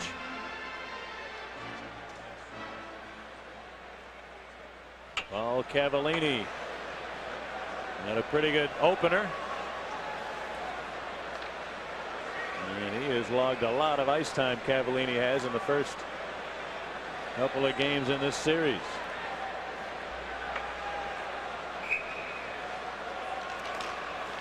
There's the draw now, taken by Brett Hedican. Heard it to Rich Sutter, who shoots it in. Tony Horacek on the far side, bumped by Sutter to the corner. Rich Sutter digs it out of there, clearing it around the boards. Now Bozan knocked it away from Belfour, but Smith able to capture the loose puck. Tries the left side, and Horacek sends it up the boards to center, and Brent Sutter gets it into the blue zone. Cuts for the net. Sutter with a shot, and a save by Joseph. And he hangs on, and then Rob Brown trying to jam it loose. Got a piece of Joseph, and the Blues take exception to that. What a rush by Brent Sutter. If we wondered about a possible recurrence of the injury, he didn't show any ill effects there as he pulled away from a check to get a scoring chance. Well, Brent Sutter, we haven't seen much of him here in this second period, but he does a good job to get away and let the wrist shot go. It was a high one. Joseph, I don't think, realized where the shot went. And it sort of got logged in his equipment. Blackhawks having some difficulty in all aspects of the game here in this middle part of the second period. The difficulty getting out of their zone, but Janney lets Sutter go, and Sutter, one hand on the stick, gets it on the forehand, lets it go, and Joseph, looking straight ahead, had no idea where the puck was. Blackhawk penalty, number 22, Rob Brown, should have hit score slashing at 11:31. And Rob Brown gets the only penalty as he cut through the crease and tried to dislodge the puck from the grip of Joseph. The Blues take exception to it, but Rob Brown, the only man sent off here at 11:31. And so the Blues will head to the man advantage. It looked the worst. It was going to be, they were going to be offsetting minor penalties there. It doesn't appear that it could have been a shorthanded situation, but the call is made, and Blackhawks in a 3-3 game looking to get some momentum back as the Blues got momentum back on a shorthanded situation, scoring a goal. Maybe the Blackhawks can turn things around and do it with their penalty killing. Larmer and Graham are back together now to start the penalty killing role.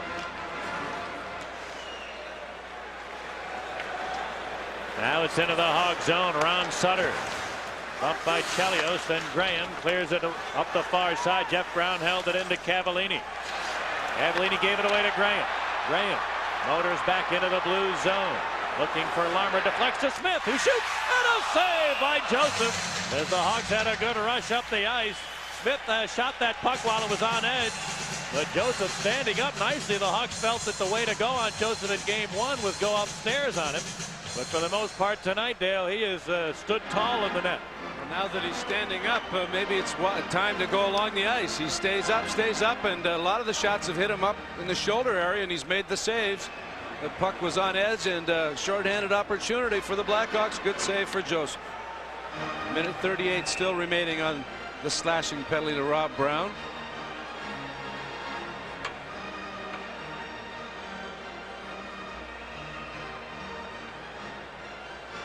Face off to the right of Joseph.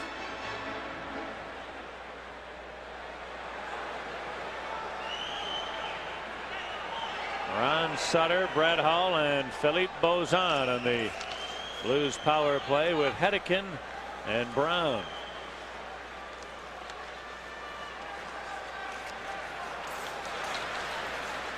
Brett Hedekin dumping it into the Chicago zone. Steve Larmer is circling the net. Larmer had it knocked off his stick. Now they wrestle in the corner. And they neutralize each other. So the whistle sounds.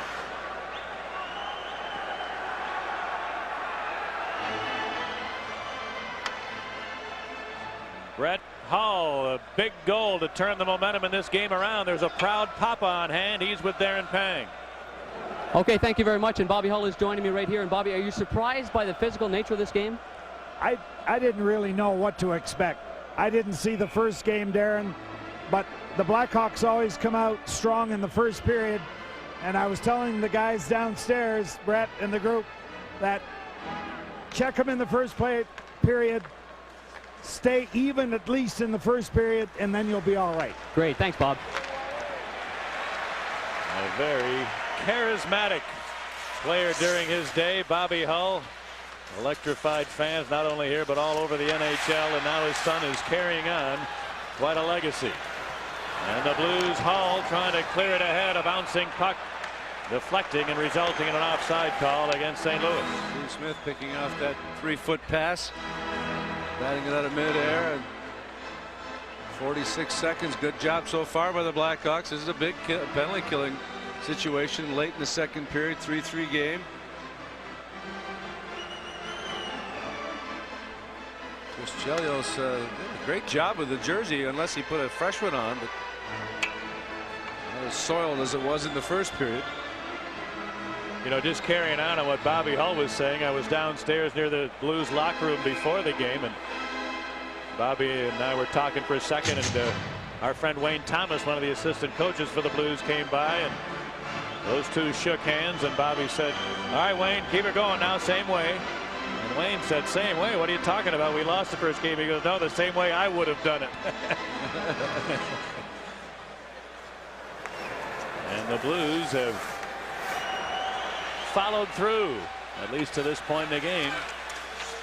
They have half a minute remaining on a power play. St. Louis does, and Cavallini has room to center. Dick handling over the line, one-hand pass for Hall. He got it on a check now. Shoot! Belfour, rebound! Belfour stops another one, and he hangs on. And now some pushing and shoving around the net. Brendan Shanahan's been a very chippy player so far in this series. And a scoring update now from Jim Blaney. Thank you, Pat. It's all but over in Detroit. Late in the game, you see the time left on the clock. Detroit had pulled out Tim Shovelday for the extra attacker, but the Minnesota North Stars are able to take the puck away. Gaetan Duchesne gets the empty netter. Minnesota leads at 4-2. There's now about 5 seconds left in the game. A fight has broken out. Here's the telling stat of the series so far. In the series, Detroit 0 for 11 on the power play. Let's go back upstairs to Pat and Dale. It's deja vu all over again. Thank you, Yogi. Chris Chelios with a loose puck dove at it. Smith stands up. The Cavaliers off balance. Chelios just misses. Brett Hull lets it go. Great save by Belfour, and then Shanahan hacks at it. Belfour is finally able to shut the door and freeze it, and then Smith and Shanahan get involved. So a big save for Ed Belfour on back-to-back shots by their two top snipers, Shanahan and Brett Hull. Here's the draw, which Roenick wins and clears. Larmer chasing after. Jeff Brown's in the spread. Larmer got away from him. Moves in, shoots, and a save by Joseph. That may have hit the shaft of his stick. Great effort by Steve Larmer, almost victimizing Jeff Brown, who was very casual for the Blues. Now out to center ice it goes, and Shanahan feeding to Jeff Brown, who shoots one and fired it wide. Hawk penalty is over. Both teams at full strength. Here's a Larmer steal. He's got Roenick with him. Roenick over the line, cuts in, fires. Oh, and the puck jumps. Just as he was ready to pull the trigger, the puck came up off the ice, and then Roenick ridden into the end boards well after the whistle by Christian. And Dennis Morel will hand out a penalty here, and the Hawks will go to the power play looking to break a 3-3 tie. Brendan Shanahan, well after the whistle, roughed up Jeremy Roenick, gave him a whack. And Larmer and Roenick having a bit of a set two on the bench.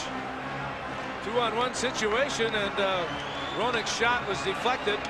And then Shanahan gave Roenick a rough ride after the whistle, at least a couple of seconds after the whistle. And the Blackhawks will get a power play roughing call on Brendan Shanahan.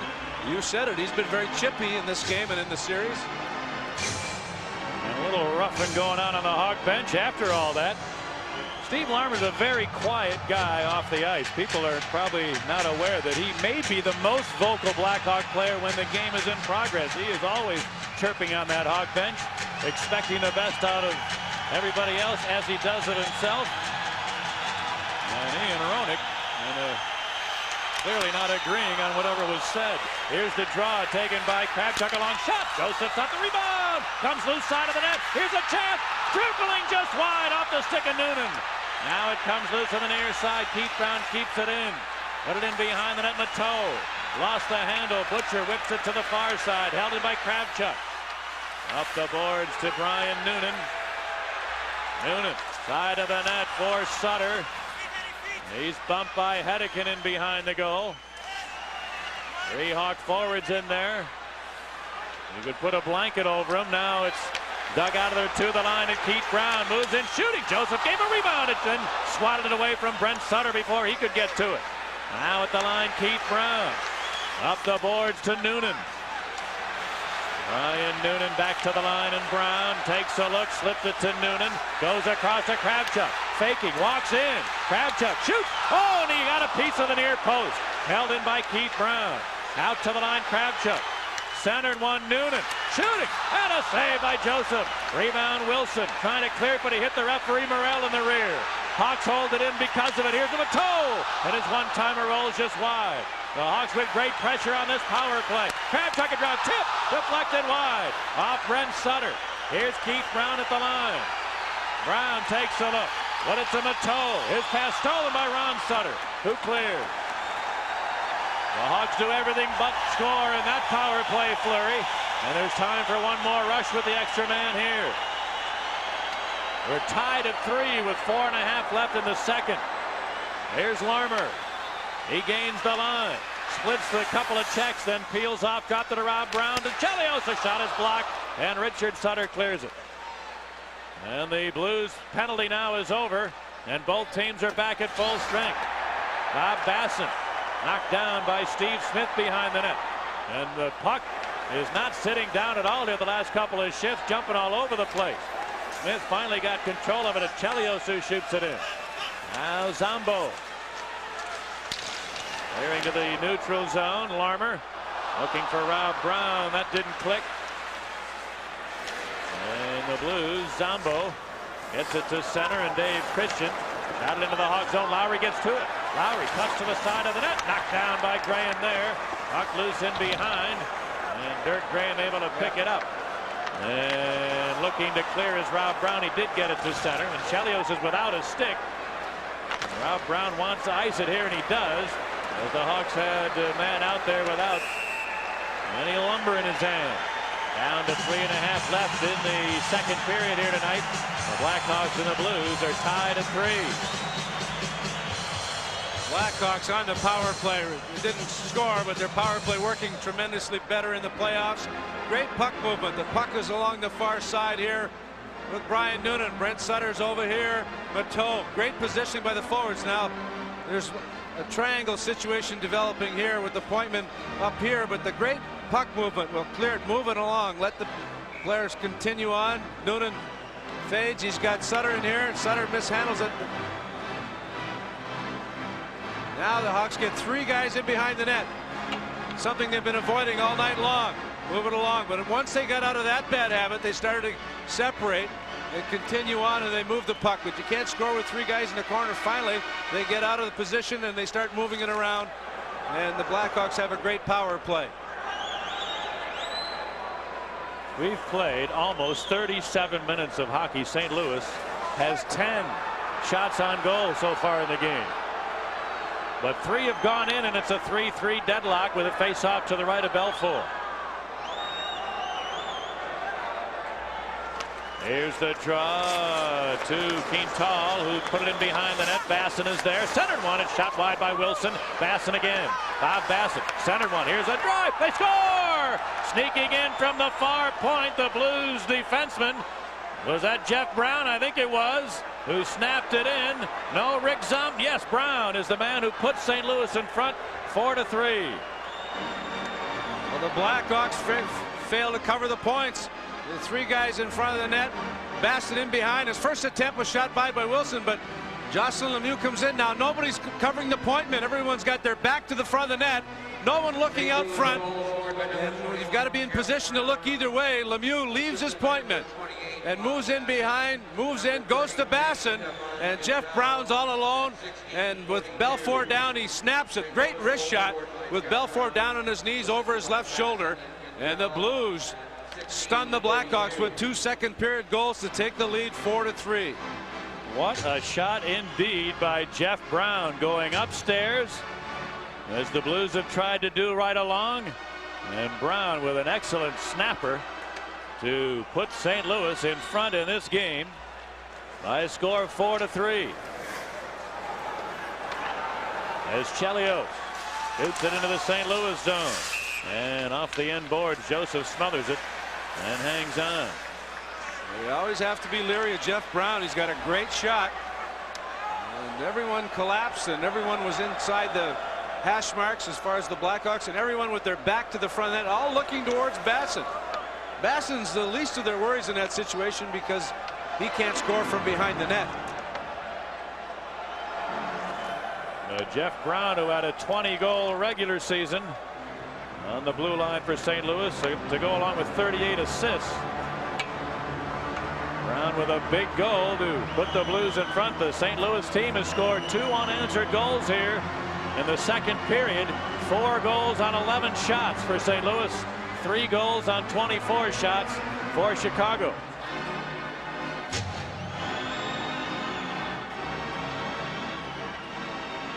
Little equipment repair needed by Curtis Joseph. And he's getting some help from referee Morrell to get the buckles and straps all in order.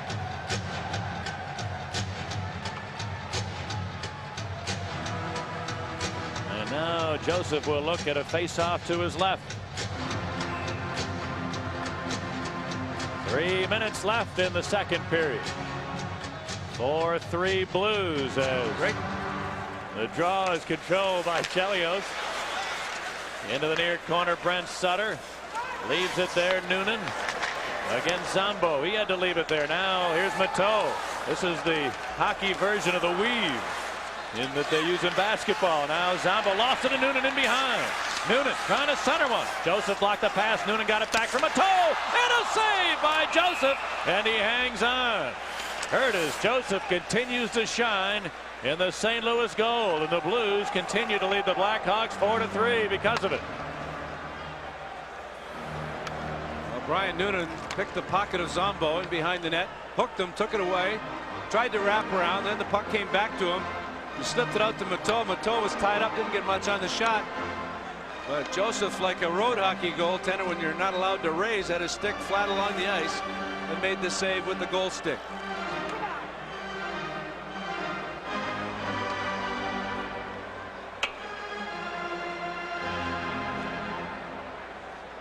Curtis Joseph made more saves than any other goaltender in the entire league this season in the 60 games that he played for the Blues.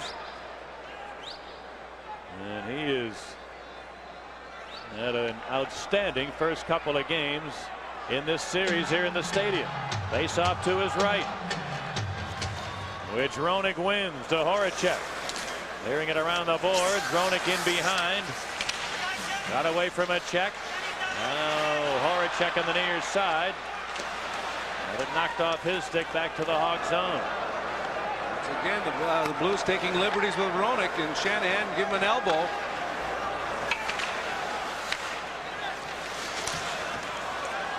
Now a collision in front of the Hawk bench. Then Janney dug it out of there to Wilson. Ron Wilson over the Hawk line. In behind the net goes Wilson. He still got it. Then center one, and the Hawk goal knocked off the moorings as Heath Brown knocked crashing to Belfour, and Eddie Belfour is slow to get up. He might have gotten wrapped around the goalpost. I think he got it in the helmet. I don't know if somebody got through that cage, but Shanahan goes to the net. Brown is there. Roenick is there. Shanahan shoved Brown from behind into Ed Belfour, and somebody better straighten Shanahan out, or he's going to continue to do this type of thing. He has been the chippiest of all the Blues.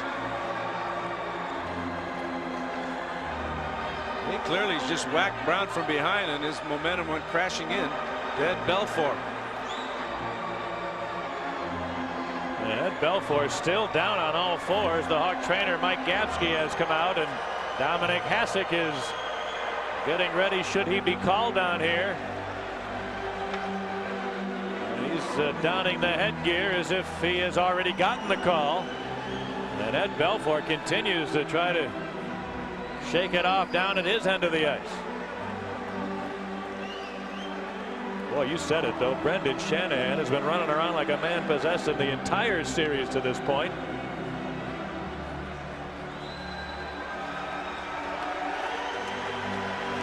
And he ran into Keith Brown from behind, who in turn ran into Belfour, who went crashing back.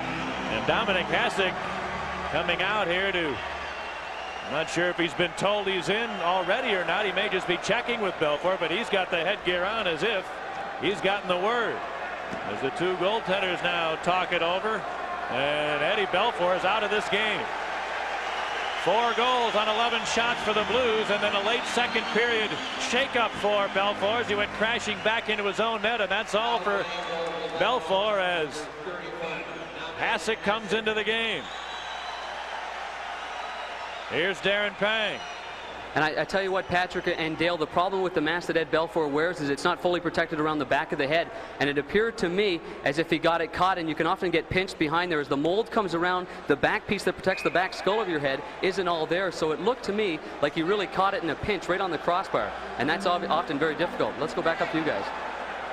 A man who knows a little bit about that headgear equipment for the goaltenders, and calling it right on as Belfour continues to move his neck around and head around, trying to got the smelling salts going down the Hawk bench. He was dazed after that collision with the goal.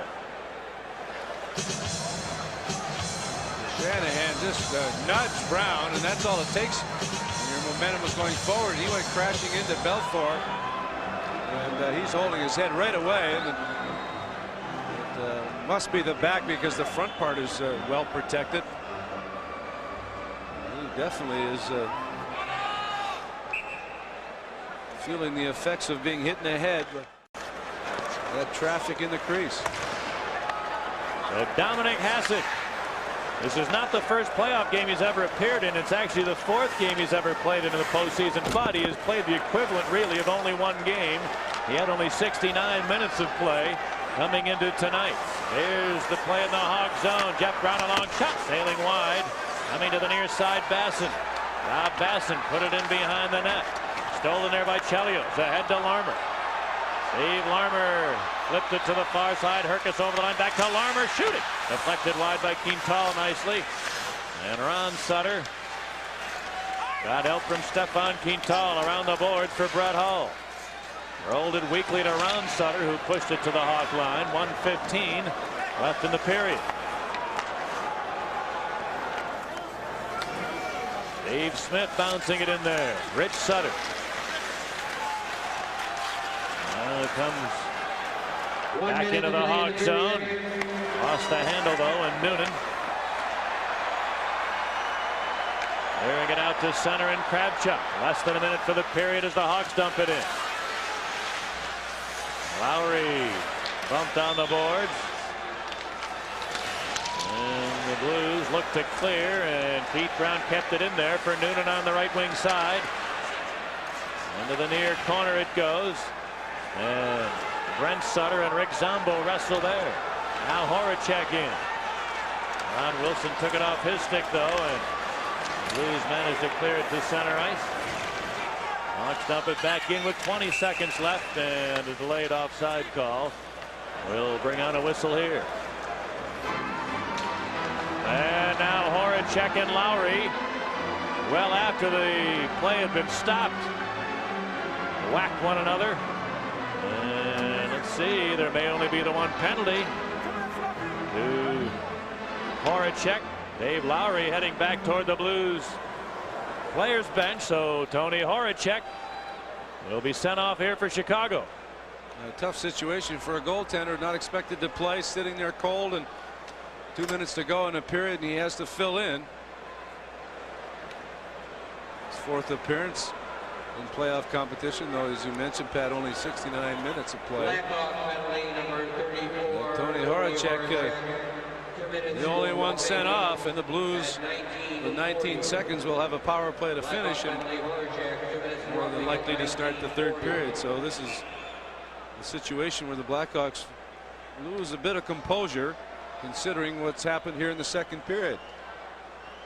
This really, wouldn't you say, has been a very lackluster period for the home team. Ever since Hull scored that shorthanded goal, the Hawks have not responded well to that shorthanded goal, and they've really been confused. And then when they finally did get some momentum going on a power play, Curtis Joseph made some good saves. And off the draw, Hawkman Noonan is dumped to the ice, and that'll take care of the Blues power play. And Brendan Shanahan, to the delight of the Blackhawks, finally got caught, and he will be sent off here. Good dive by Noonan, good play, and it was right in front of Morrell, and Shanahan has been chippy most of the series, but there's one he deserved a few penalties for other things, but that one he shouldn't have gotten a penalty for.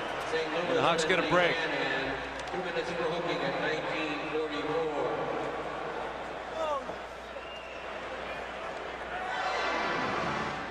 So we'll finish the period with 4 skaters aside as a bemused Brendan Shanahan looks on from the penalty box. Bemused and bewildered.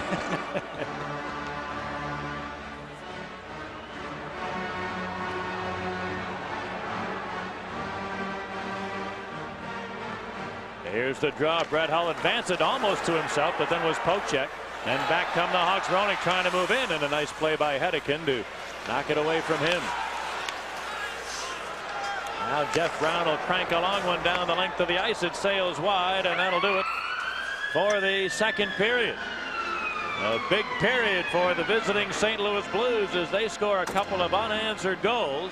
Ed Belfour hit for 4 tallies and 11 shots, replaced by Dominic Hasek nearing the end of the period when Belfour suffered a bit of an injury. And let's go downstairs to another netminder, Darren Pang. And you know, the most difficult part of being a goaltender is playing in your home building, not getting in a lot of shots and giving up some goals. And you look at the other end of the ice when you're out shooting the opposition goaltender and he's playing real well. It's very difficult on your confidence and your morale in the net. But as we see Eddie Belfour, he's not the kind of guy that wants to leave the ice. I'm sure that we'll see that he'll have a conversation with Mike Keenan in the locker room trying to get him back in the net if he's feeling okay. But a very difficult situation for Dominic Hasek, and he is going to face a power play in the early going, so it'll be important that Dominic Hasek faces some shots early, and then we've got a battle. The Blackhawks trailing after 2. Let's go back upstairs to Pat and Dale. Okay, Darren, thank you very much, and we'll see how it develops. To me, I'd be surprised if Belfour comes back into the game. We'll see how Mike Keenan chooses to go with it, but Dominic Hasek certainly has played well when he's been given the opportunity during the regular season. Sometimes it takes a bit of a shake-up like that to get your team back into it. The Hawks, shorthanded goal by Brett Hull was a big difference. Hawks with a lead, a power play. They give up goal to Hull, and all of a sudden it was like what happened, and they lost all their spirit and emotion, and really they looked very confused in the middle part of the period. And then when they did get the chances, Joseph came up big, especially late on a power play. All right, let's hear it from Jim Blaney. When the patrons made their trip to the concession stand at the end of one, the Blackhawks had the lead, but 2 goals in the second period for the St. Louis Blues means at the end of 2 periods of play, the St. Louis Blues have the lead on the Chicago Blackhawks by a score of 4-3. You could tell by looking at Eddie Belfour as he sat on the bench and as he was pulled out of the game, and even as he skated over to the bench, or as he skated to the locker room at the end of the second period, that Eddie might have still been in a little bit of a fog. And as Darren mentioned, certainly Mike Keenan will have a conversation with Ed Belfour about how Eddie feels and if or when Eddie Belfour might come back into the game in the second period. But certainly you didn't want to leave Eddie Belfour in there if he was at all foggy, because it's 4-3 right now. And with momentum in favor of the St. Louis Blues, the Blackhawks certainly want to keep it a 4-3 game and try and get back in it when they come back out for the third period. Brett Hull had a goal in the period to give St. Louis the 3-3 tie, and then Jeff Brown scored to give St. Louis a 4-3 lead, and that's where we stand at the end of the second intermission. While we have a chance, we want to talk a little bit about the other Norris Division game that went on tonight. In that game, the Minnesota North Stars were a winner over the Detroit Red Wings, so now they're ready to head back to Minnesota with the North Stars owning a 2-0 lead in the series. They'll play games 3 and 4 in Minnesota on Wednesday and Friday of this week. Now, let's go over to the other side where Darren Pang is sitting with the man who had the assist on the go-ahead goal for the St. Louis Blues. And let's not jump too far ahead, Jim Blaney. Not the game winner yet. I'm sure that Bob Basson, sitting to my left, would certainly want it to be. But Bobby, coming back to the Chicago Stadium, you were once property of the Chicago Blackhawks. Must be a good feeling coming back here and playing well. Yeah, you know, it's always nice to play well where you've played before, and you know, we're hoping that's the game winner for sure. But we got to get out there and keep working hard. We know the Blackhawks are real strong in this building, and the third periods are strong. So. What about your team, Bobby? When playing with the lead, you didn't play with the lead in game 1. You were trailing 2-1. Now you've got a bit of the lead. Do you change your game plan? Well, you know, you don't mentally change your game plan, and you always want to keep going, you know, forechecking offensively. But sometimes you sit back as a team when you got a lead. But you know, I think we've got to overcome that and keep throwing the puck in and forechecking. You know, Brian Sutter has an awful lot of confidence with you, Bob, as you've known in your couple of years with the Blues. In game 1, you played a lot with Brett Hull. Do you do that often? Well, about 15 games this year, and it's fun playing with Brett. You get a lot more room out there, and it's a different game than I've played, you know, and a little more finesse. So, you know, I'm happy to play there, and you know, my role is somewhat of a defensive role, and I'm enjoying it. And you're doing a great job too, Bobby, and I know all Blackhawk fans certainly miss that. But let's take a look at what happened in that second period. Maybe you can bring us through it.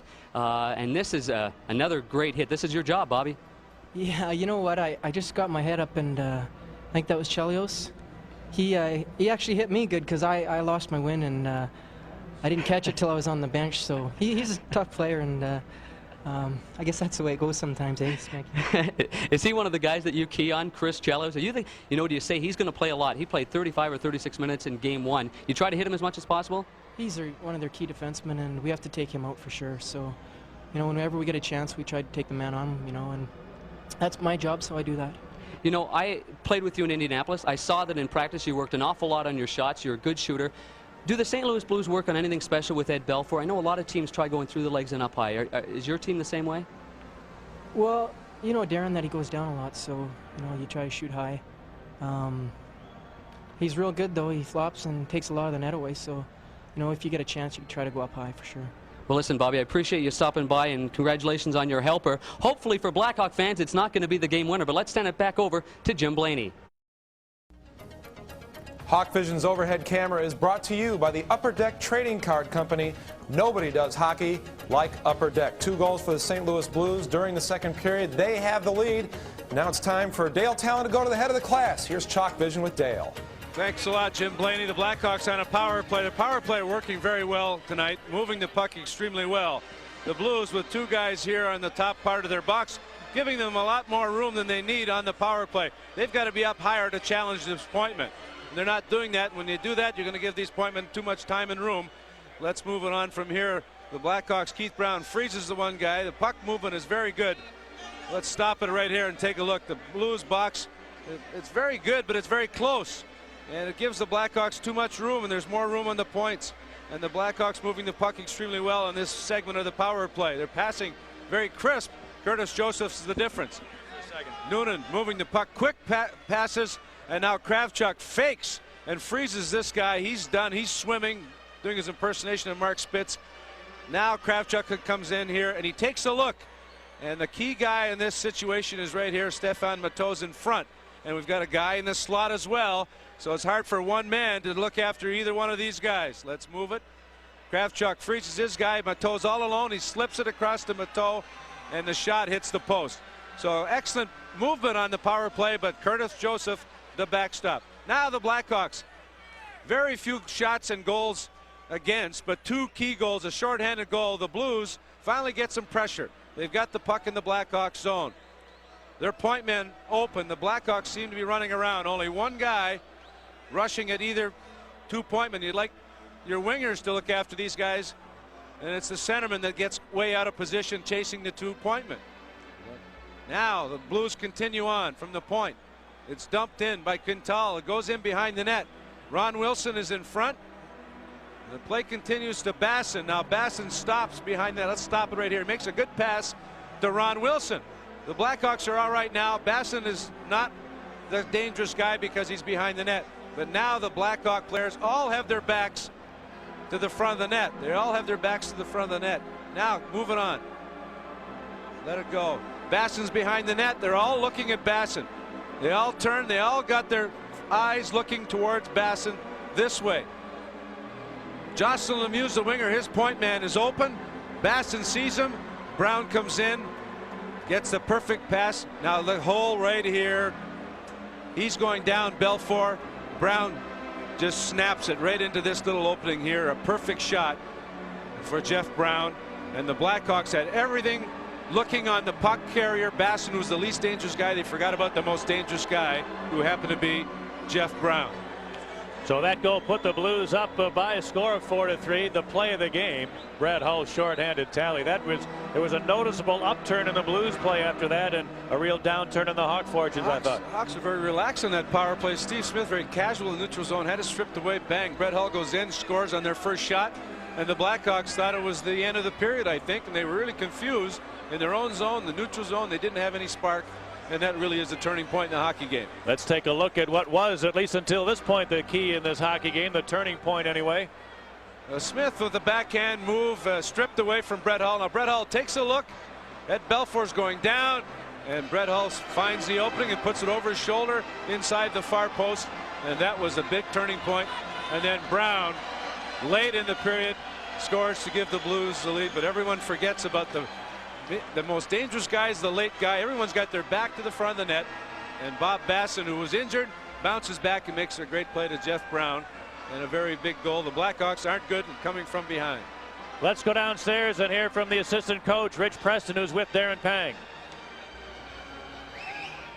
And Rich, you're trailing after 2 periods here at the stadium. You were leading after the first period, but the question is Ed Belfour going to return? Well, he got his bell rung pretty good there, Darren, and we're not sure yet, but there's a lot of time left. We'll be all right. Okay, thanks, Rich. Good luck in period number 3. We wondered what might happen to start this third period. The answer is Dominic Hasek will come out to play goal for the Chicago Blackhawks. Ed Belfour has taken the headgear off, and it'll be Hasek here in the third. 2 unanswered goals for St. Louis in that middle period to put them in front. The key play so far in the game, Brett Hull's steal and score with a shorthanded goal at 5:23 to tie it. And then St. Louis went in front as Jeff Brown was left alone and snapped a shot just under the crossbar. Brown from Basson and Quintal at 16:42 to make it a 4-3 St. Louis lead. Shots on goal in the second period. 12 shots for Chicago, 5 for St. Louis. And a 25-11 shot edge for the Chicago Blackhawks. But Dominic Hasek will 10 goal here in the third period. And we're happy to be joined by Norm. Our friend George Wendt, who is on hand for this game here tonight. That's right. And I came in naked, and I'm coming home with all kinds of Blackhawk gear. Well, we were commenting off the air a moment ago. You were not very happy about the way that second period went. No, the Hawks were flat. There, I've made a cliche, haven't I? You've got a future in this business, George. I've been saying that all along.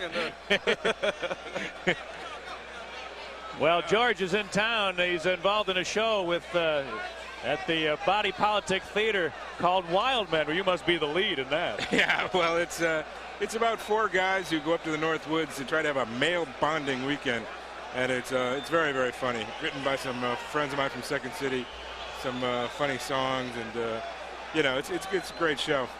Second City people involved. You must be having a lot of laughs with that group. Oh yeah, they're whacked. Is it a manly thing to do? It's a manly thing to do. And you know what? If you call the box office at 871-3000 and mention Stanley Cup, you get $5 off on your preview tickets. Previews start April 29th. Well, there you go. So that's for all you listeners out there. Deals for everybody. Hey, how did Jim Belushi weasel his way into this honorary captain thing? You're a native Chicagoan too. I haven't spoken with him yet, but he knows nothing about hockey. And I have a bone to pick with it. I want to at least be the alternate captain. You know, I want an A on my jersey. All right, stick around. Here we go with the third period. 4 skaters aside here to start the third as it's dumped into the St. Louis zone. 4-3 in favor of the Blues as we start the third. And Zombo, deep in his own end, tries the right side, missing Christian.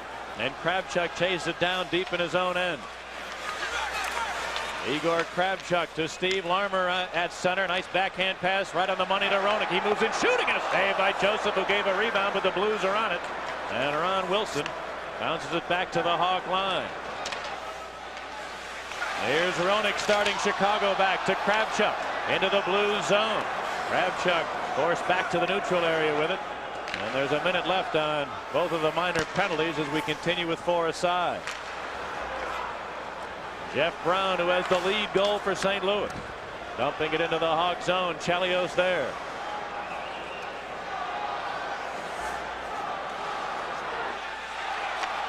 Chris Chelios sending Steve Smith to center. He's got room over the Blues line. Smith weaving to the slot. Center one picked out of midair by Jeff Brown. Held in though. Here's a shot and a save by Joseph, who bops it up over the glass and into the crowd. Very few times tonight have we had 4-on-4. 27 seconds left on Horacek's late penalty, and likewise Shanahan at 31 seconds, so a brief power play. A very brief power play. George, what particular section were you best at as an Andy Frayne usher? Were you a second balcony guy? I or was a second box balcony seats? type, yeah. But as now, you know, it's virtually all season ticket holders, so everybody knew where they were seated. So you just basically stood there and watched the game. It was great. So you got paid to watch one of your favorite sports. $9. Terrific. And I'm sure that's where you started perfecting your beer drinking prowess, right? Years of research. Face off to the left of Curtis Joseph. Roenick and Ron Sutter get ready. And the draw is taken by Chelios. Chelios had it knocked away. Ron Sutter leads Quintal over the Hawk line looking for Hull. Hull with a shot deflecting up off the glass. And Chelios gave it to Smith in his own end. Steve Smith to Roenick, who was poke checked, but Mateau carried on. Tried to get it in there deep, but Brown picked it off. And now the Blues, Quintal dumps it into the Hawk zone. And both the minors are over now. Both teams are back at full strength. Chris Chelios cranks a long shot deflecting wide. Shanahan bangs it back the other way. Taken by Kravchuk. The Blues try to keep it in, but Hedekin couldn't quite do so, and the whistle sounds for the offside call. Early in the third, it's 4-3 Blues. And George Wendt is with us here in the booth. Everybody is so familiar with you. You're getting called from behind here. Norm, when do you start filming again your great series? We go back in August. We had a friend of yours here. The good doctor was here as a part of a charity celebrity game not too long ago. Took an unfortunate spill, though. Did you hear anything about that? Yeah. I heard somebody had some tape on that. I'd like to see it. George, you had the opportunity to watch Bobby Hull was when you were an usher here. Now you get an opportunity to see Brett Hull.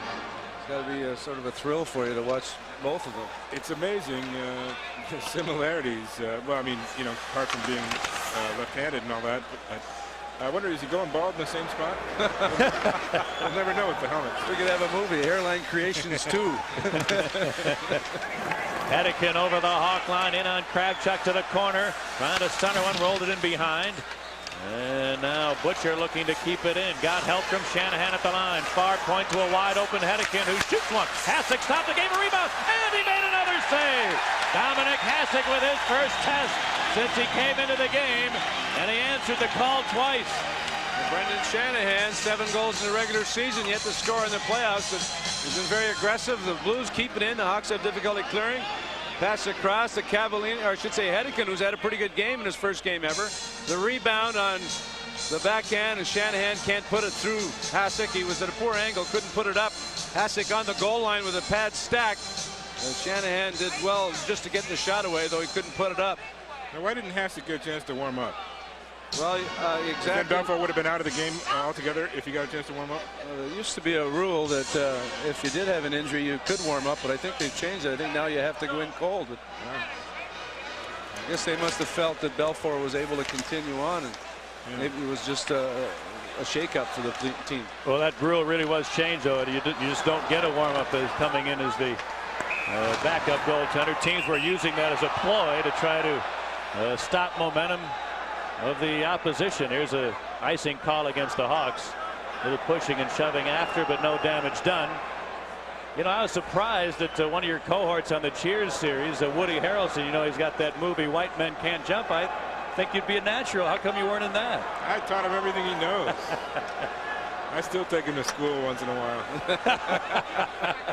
We play for big money. Well, I think a lot of folks would like to have you as the teacher in that school. George, you keep up with the Blackhawks now that you're living in L.A.? Oh, yeah. You know, we get you guys once every couple of weeks or so, and it's great. It's a little bit of home. I love it. When the picture comes on, you see the Indian heads there, and hear you guys. It's great. You go to many Kings games? No, not too many. They eat quiche and all that stuff out there, yeah, right? Well, it really became fashionable, you know. It did. It's like you can't get a ticket. There's the draw in the Hawk zone, taken by Brett Hull, trying to center one. Graham with good coverage to pick it off, and it bounces around to the line. Brent Sutter got to it, ran into his brother Ron, feeding Hull. He's in. Brett Hull with a chance to shoot. Hasek rebound. Hasek again. Brett Hull on a quick counter attack.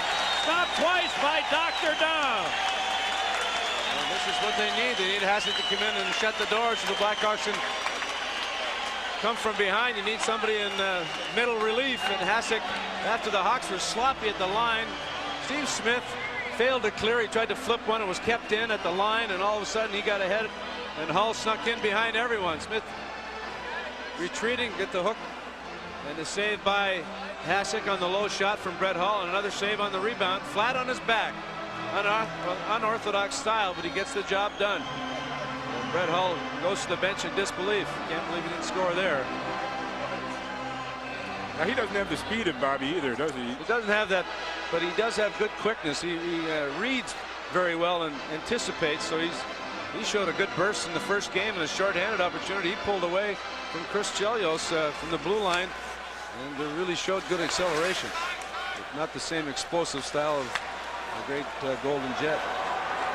Golden Jet also so well known for that big booming slap shot that he had. Brett Hull hardly ever takes a slap shot. He's got that great snap wrist shot, which you need in today's game to get rid of it with the bigger, faster players and less room to operate. Here's the play in the Blues zone. Stefan Quintal fires it around the boards and back to the Hawk line, taken by Busquets. Rod Busquets to Rob Brown. Meeting Larmer just off the bench. He steps over the line. Whose pass deflects into the near corner. A couple of players jam up there. Now it's finally kicked loose to Cavallini. And ahead to Janney. Janney to the line. Marchment took a run at him, gave up the right side, and Shanahan was there, but he was finally corralled by Keith Brown. Keith Brown bailing out Marchment, who again took a run at Janney and went all the way to the other side of the ice to do it. Here's Roenick the other way. Cuts in behind. Roenick takes a look. The late man is Larmer. Couldn't get around to check, though. And back behind the Blues net. Joseph puts it around the boards. Keith Brown a long shot deflecting. Oh, and Joseph ducked out of the way of that high hard one. And it's cleared ahead. Here's Bozan 2-on-1 with Janney. Philippe Bozan for Janney. Up over his stick, and he couldn't connect. Back comes Kravchuk. He got it over the line to Roenick, leaving for Noonan. Then Roenick got it back. Getting to Kravchuk at the line. His shot sailing wide. And Garth Butcher for the Blues failed to clear it. Chelios put it in behind the net. Here's Hudson trying to center. It didn't get through Bozan. And now the Blues able to clear it to the center ice area. 5 minutes gone here in the third. St. Louis 4 and Chicago 3 is Kravchuk. Pounds it in there. All the way around the boards and out.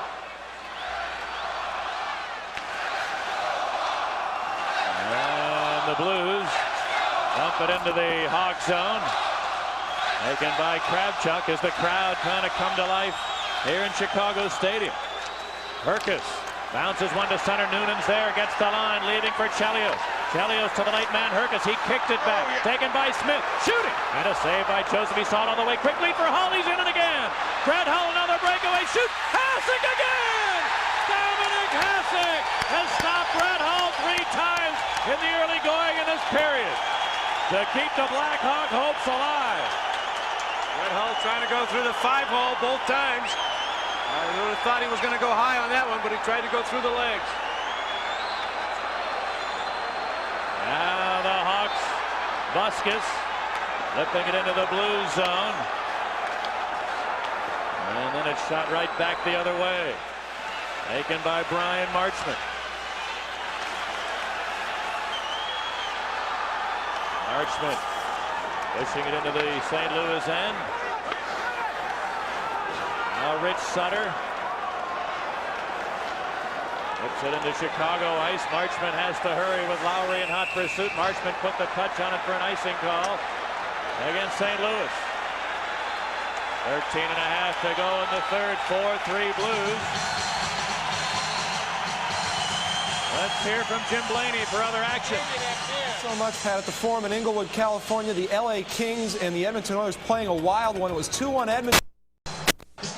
Blackhawks trying to get the equalizer, getting caught. Brett Hull, second straight breakaway in the first couple of shifts. Both times he tries to go through the legs on Hasek. He shuts the door.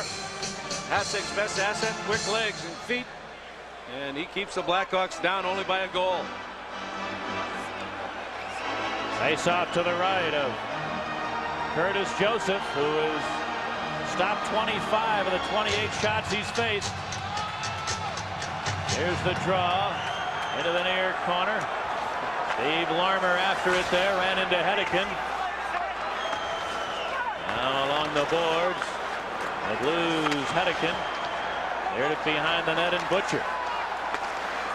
And it's shot to center ice. Kravchuk there. Puck comes loose to Hull. Brett Hull 1 against 5 was poke check. And then Keith Brown gathers it in for the Blackhawks. Now Kravchuk, long feed for Larmer, just barely offside on the play. Blackhawks shut Brett Hull down the first game. He had 5 shots, didn't score, and this shorthanded goal turning the momentum around in St. Louis's favor, and he's had 2 breakaways here in the first part of the third period, and Hasek has stopped them both times. 70 goals for Brett Hull. Changing the stick, getting a different stick. Aluminum shafted stick.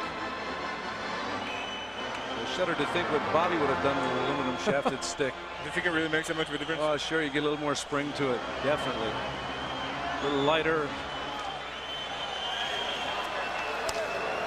Here's the draw now. Controlled by the Blues, Janney. Flipping it to the Chicago line. They wrestle along the boards, and they will pin it up as Shanahan and Caluso are locked up, and Shane Heyer alertly there to keep them separated.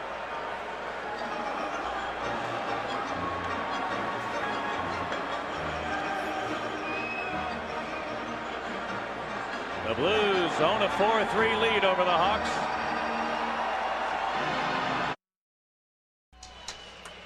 Back in Chicago Stadium with Dale Talon, Pat Foley, and a good South Side lad, George Wendt.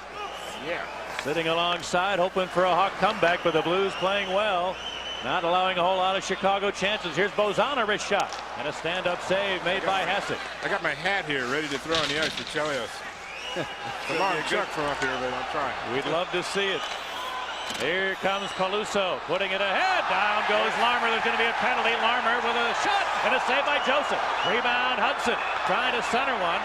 Comes to the near corner. And underneath a couple of fallen players there, and the whistle sounds. And the Blackhawks head to the power play, trailing the Blues by a score of 4-3. Jocelyn Lemieux with the wrist shot after he was pulled down at the line, and that's the penalty called, and the Blackhawks are going to get another power play. They can't complain about the officiating. They've had many opportunities with the man advantage.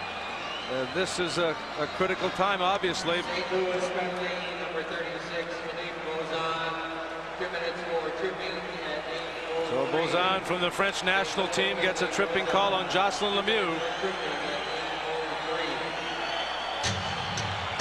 Blackhawks power play, 2 goals. Blues 2 power play goals, but the big goal in the game, a shorthanded goal by Brett Hull. And now the Hawks with a chance to tie it up, trailing 4-3 with 12 minutes to go. I believe this will be their 8th power play. The last power play was for 5 seconds to start the period. 10.5 minutes of power play time for the Hawks to this point in the game. They've scored twice. They need another one here. Face off in the blue zone to Kravchuk. Up the far side to Mateau. Now Brent Sutter in the corner, centering, picked off by Ron Wilson, who was right in the right place, and he clears it. Roenick is back at a point now with Kravchuk, and Mateau, Noonan, and Brent Sutter are in front on this Hawk power play. Brent Sutter being used sparingly. He must be feeling the effects of that muscle pull. Hawks dump it in, and the Blues, Ron Wilson looks to clear but failed to get it out. Back into the corner goes Roenick. Jams it free for Brent Sutter. Cavallini stepped into him, puck loose in the front of the net to the Blues, and Rick Zombo sends it down all the way.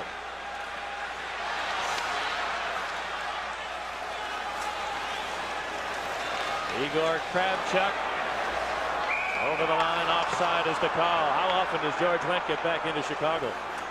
Oh, gee, as often as I can, a few times a year.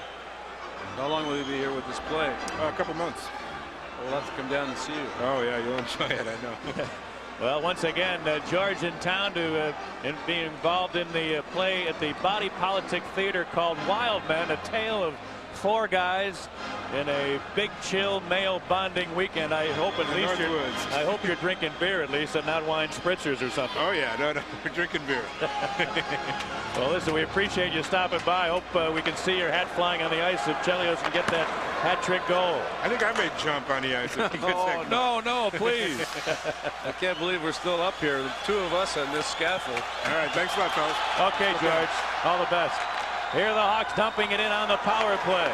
Rich Sutter behind the net. Got tied up, but he held the puck and couldn't get it by Smith, who lets it go. That hit somebody, Basson in front, and Bob Basson clears it down all the way.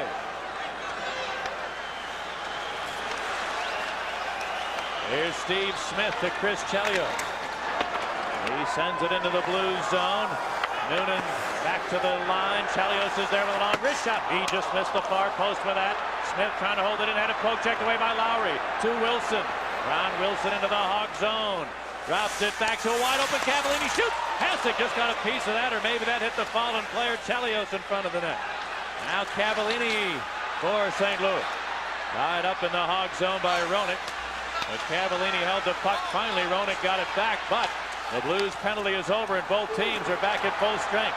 Noonan over the St. Louis line. Tries to center, nobody home for Chicago. Then it's stolen by Hudson. Mike Hudson for Lemieux. Oh, and that just hit Joseph. He didn't even know he made the save till he felt it. And the puck cleared back to center ice. Blackhawks dump it in. Now Dave Christian for St. Louis. Wrapped up by Graham. But Ron Sutter pushed it out to center. Hawks dump it back in from there. Rick Zombo failed to get it by Kravchuk. But Ron Sutter, then he couldn't get it out. Now side of the net. Oh, Hudson tried to kick to the stick. Couldn't quite complete the move. Keith Brown at the line. Shot it around the boards. Here's Lemieux in behind looking for Hudson, and eludes him. And Dave Christian got help from Brett Hull, who was able to clear it to center. And they wrestle along the boards, and finally it's shot up over the glass and into the crowd. And we are down to 9 minutes remaining in the third period. The St. Louis Blues, trying to even up the series, have a 4-3 lead over the Blackhawks.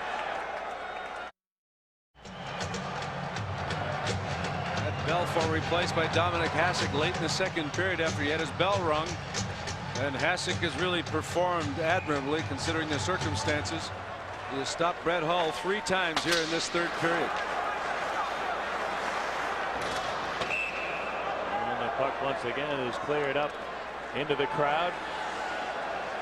Tony Horacek scored his first career postseason goal in the first game he ever played in Stanley Cup competition tonight.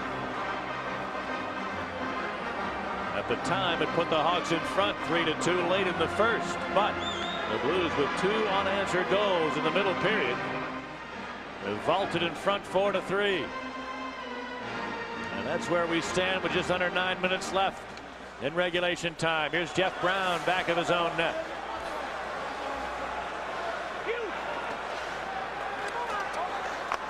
Brown a long feed, captured by Ron Wilson. He dumps it in. Taken by Marchment. Around the boards of Peluso. Trickles it out to center, and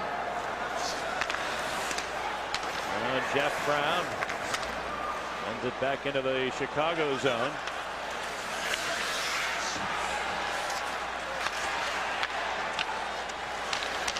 Horacek to Busquets.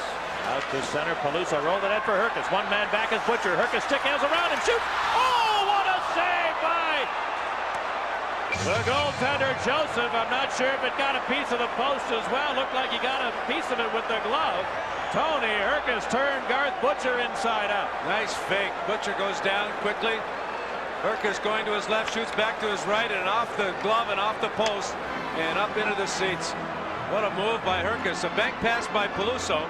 Herkus onside at the blue line, sneaks in behind the one defenseman, sends Butcher swimming, and then off the glove and off the post and up into the seats. Good play by Peluso. Good read by Herkus. Good fake by Herkus, going wide and then back and off the glove and off the crossbar and into the seats. Curtis Joseph continues to excel. We talked about it the other night, but how can you imagine a team that has a guy score 70 goals and the almost unanimous consensus is he's not the MVP? Their goaltender Joseph, by all accounts, has been the best player the Blues have had all year. Well, every time we've seen him, he's played brilliantly. 32.5 shots per game on the average.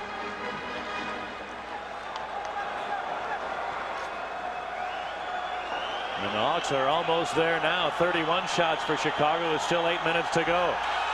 But it's a 4-3 Blues lead. Here's the draw. Smith up the near side to Grant, centering. Oh, Rob Brown tipped it just wide as he was pulled down. And Zombo looks to clear and did get it out to center. Dirk Graham rolls it up the near side, and Rob Brown shooting it in. Dave Lowry shoots it out, sliding down the length of the ice, and this will be icing against the St. Louis Blues. We mentioned proud Papa here tonight. We heard from Bobby Hull earlier. There's another proud father on hand. Jeremy Roenick's father Wally's here. Darren Pang is with him. Okay, well, Wally Roenick, you're joining us. How does Jeremy Roenick react now that you're trailing in the game? What kind of competitive instincts are we going to see from Jeremy? Well, I think he's going to go all out here. They're really coming on strong right now, and he's got to be pumped up, and I think we're going to win this game, Darren. Well, thanks, Wally, and nobody knows him better than you. Let's go upstairs to Pattendale. He is right. Wally's right. The last couple of shifts, the Hawks coming on. Lemieux with a great chance. Herkus with a good chance. Rob Brown just squandered a good opportunity. Good, though. It was a good effort just to redirect the pass as he dove headlong to redirect it. 7.5 anxious minutes remaining here in the third period. The Blues with a 4-3 lead. They scored 4 goals and 11 shots. Here's Mateau off the draw, moving behind a one-hand pass, hit a skate and comes right to Joseph, and he hangs on. There's the time of the game when your top players have to start to come through. This is a big sequence here, down by a goal. You look for Larmer or Roenick to sneak loose and score a big goal. They are out there with Mateau. Steve Larmer in his 87th playoff game here tonight. And in his 87 playoff games, 93 points for Grandpa Larmer. Here's a bouncing puck into the slot. Roenick tackled before he could get to the puck. And Ron Sutter got away with one there. Here he comes the other way. Sutter over the line. And a Sutter one, it hits a leg. Coming to the near corner, and Roenick controls. I think that Dennis Morrell may have been screened. He was on the near side of the ice when Roenick was yanked down, and he was trying to look like he was looking through a couple of players toward the other side. I'm not sure if he saw what happened, but everybody else did, and Roenick unhappy with Morrell giving him a piece of his mind. The Blues still have a 4-3 lead. Well, Roenick yanked down as he attempted to get to a scoring chance, and then knocked flying by Ron Sutter in his own zone before he even got to the puck. So the Blues are getting away with it. They've been working Roenick over. Mateau was knocked down, and then Roenick was knocked down in the dot to the left of the goaltender.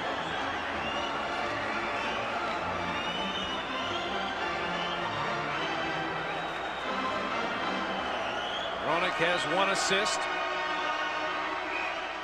That came on the power play when the Blackhawks took the lead 2-1. The Hawks have had 2 leads in this game, but the Blues with 2 unanswered goals in the second period. A shorthanded goal by Brett Hull and a late goal by Jeff Brown. The Blues are up 4-3.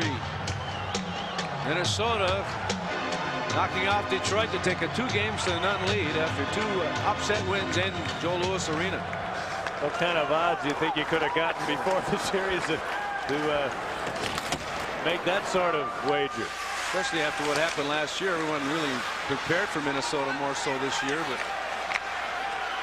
you can take no team for granted in the playoffs in the National Hockey League today. Well, the Hawks, of course, were the only Campbell Conference home team to win on opening night.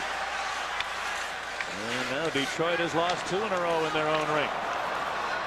The Blues have a great opportunity here to even up this series, leading 4-3. We're down to 6 minutes left in regulation time. Dave Christian circling at center. And ran out of room along the boards. Rob Brown the other way, in on the left wing board, shoots one up high off the glass. Shanahan the rebound. 23-year-old Brendan Shanahan, what a great future he has. He gets the line.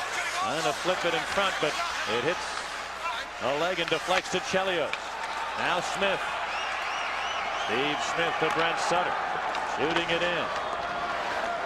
Around to the far side. Rob Brown rolled it loose for a moment. Now Chelios pinching in, trying to jam it out of the corner.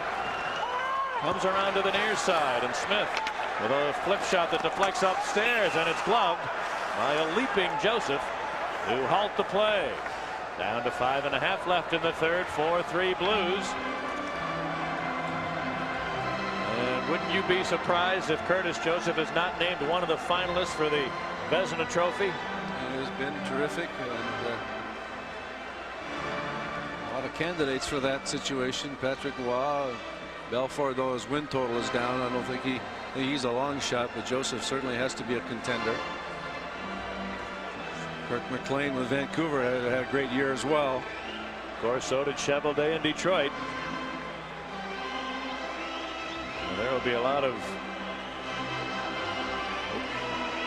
deserving goaltenders probably left out of the final threesome that'll be up for that Vezina Trophy award, but Curtis Joseph has really been spectacular all year long for the St. Louis team. Faceoff will be to his right.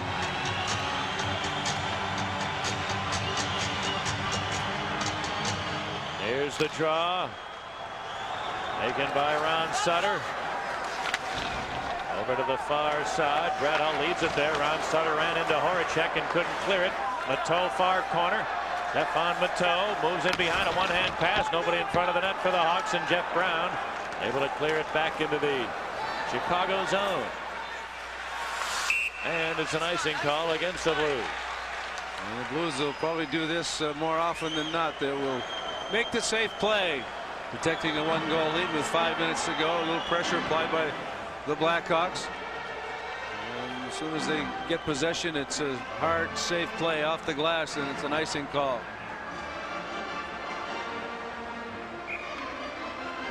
All kinds of celebrities at the game tonight.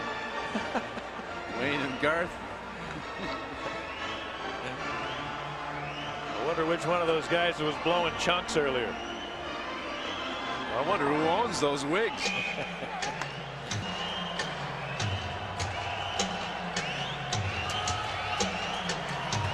Face off to the left to Joseph. Now Lemieux, Larmer, and Graham on for the Hawks. Here's the draw. Lemieux won it to Busquets, who shoots, deflecting wide. Bob Basson picks it up. Basson bumped, and Marchment puts it back behind the Blues goal. To the near side, Hull couldn't get it by Marchment, whose shot is blocked, and Marchment scurries to keep it in, but then Basson stole it and couldn't get it out. Marchment trying to send one toward the net. It didn't get there, and Busquets now is in his own end.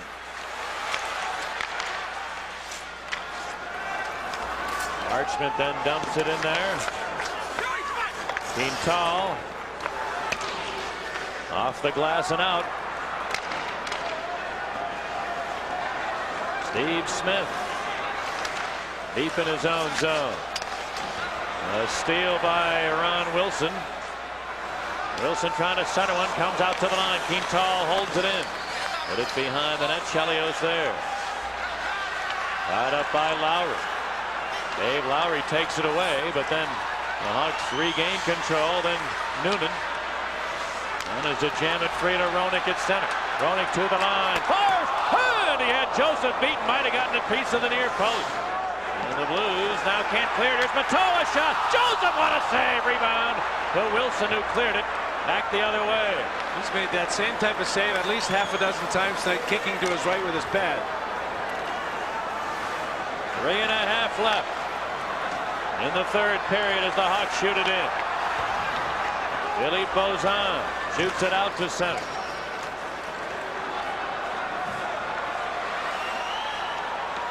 Igor Kravchuk to Keith Brown. Couldn't get it deep, and Janney then was surrounded at the Hawk line. Rob Brown feathers it ahead. Hudson's going to get there. Then he overskated it, and Cavallini hoisting it to the Chicago line. Blackhawks able to dump it back in. All Cavallini dumps it out, and Kravchuk scoops it back into the Blues zone. And Quintal looking to clear, got a bad hop. Here's a centering pass deflecting Brown. Jeff Brown diving to break up the play, and Ron Sutter failed to clear it. Lemieux put it to the side of the net. Joseph wisely going down to cover it up there. 4-3 for the Blues.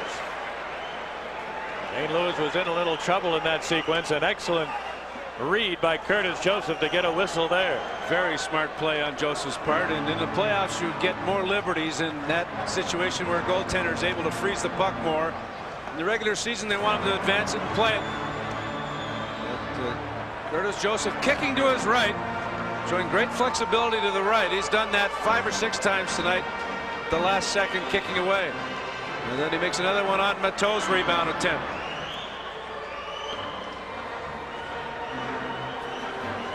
Blues all 5 guys inside their line, but what a check from Jocelyn Lemieux on Bob Basson. Talk about 2 physical guys. Basson much smaller.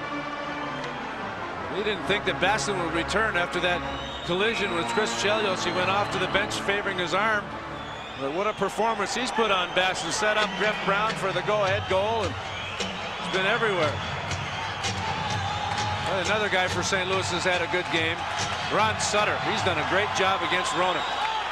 He wins this draw from Roenick. In behind the Blues goal goes Larmer, trying to jam it free. Came right through the goal crease. Basson there. Got it to the Hawk line. Kravchuk has been omnipresent here in the late going of the third, and now he feeds Roenick, whose pass deflects, and it was a 2-line pass anyway. And we are down to 2 minutes left in the third period. And the Hawks hoping to allow this game to continue, have to find another goal in the next couple of minutes as they trail the Blues 4-3. And Igor Kravchuk, how much rest has he had in the last 8 minutes of the game? It seems like he's out there just about every shift. He's played strongly in game 1 and has had another good game tonight. Smith and Chelios with the dominant defensive pairing in the first game, but Chelios has had a couple of goals. Steve Smith had a great first game, but he struggled tonight. Ever since that cough up to Brett Hull, he hasn't seemed to be he's not himself. He's been very the word is a bit passive, a bit unconfident as far as movement of the puck in his own zone. Brian Noonan and his pass deflect. The Blues keep it in. Ron Sutter far corner, put it around the board. Taken by Hudson. 1:40 left. Mike Hudson on his way to center. Gets the line around it. Check to his backhand. Moves it. Shoot. Oh, and he shot it just wide of the near post. What a rush by Hudson. Just barely missed completing it. Now in the far corner, Chelios. Put it in behind the net. They all go crashing in there, and Cavallini came out with it and clears it out into the Hawk zone. Now a steal by Ron Wilson from Lemieux. Wilson in. Hasek keeps his team alive. Dominic Hasek has been terrific since he came in late in the second, stopping Hall about 3 times, and Ron Wilson would have put the game away there for St. Louis off a steal. But Hasek kept his team's chances alive, and now Chelios pushing at the line. There was an offside call, and we got a pile up right at the St. Louis blue line.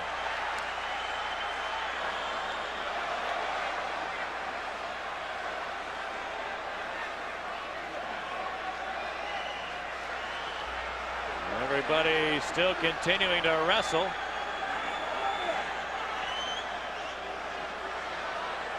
And so far, no punching being done. And now everybody beginning to separate. I think it was Chelios and Butcher as the original combatants. But Dominic Hasek really coming up with a big performance since he's come into the game. A poor pass by Jocelyn Lemieux. He just turned and fired and tried to get it through. Wilson, he put the stick on the ice, intercepted it, and Hasek. Well, that's the only 18th shot of the night for the Blues. They had 11 coming into the period, but the low number of shots doesn't do any justice to the number of quality chances they've had. Every shot was a good chance in this period. 1 minute remaining. Mike Hudson with an electrifying rush. Almost tied it up. He made a good move around the defenseman, fake to the middle, went wide, and his backhand shot. Meanwhile, a good kick save by Curtis Joseph on a long shot from Jeremy Roenick earlier in the period.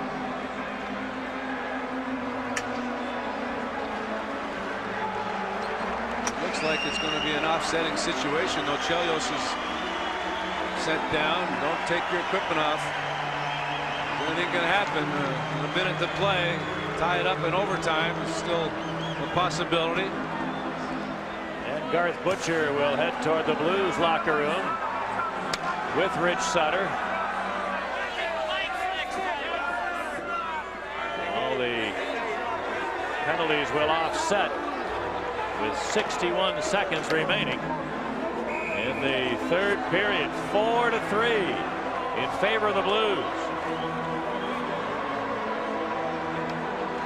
Chelios sitting at the top of the stairs. He doesn't want to go down to the locker room and St. Louis penalties. trying to figure. Garth Butcher, 2 minutes high sticking.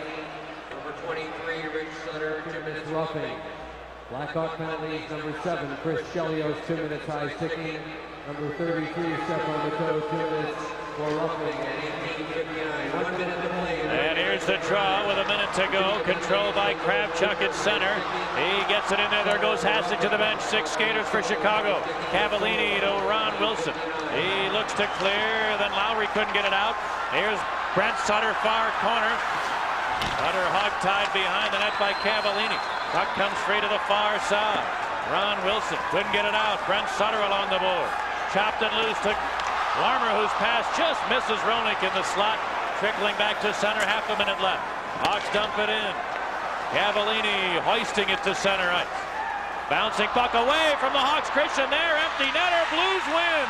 The St. Louis Blues will tie up this series as Dave Christian got a bouncing puck at center ice and fired it into the open goal. 5-3 Blues. Smart play, though, by Cavallini in traffic in his own zone.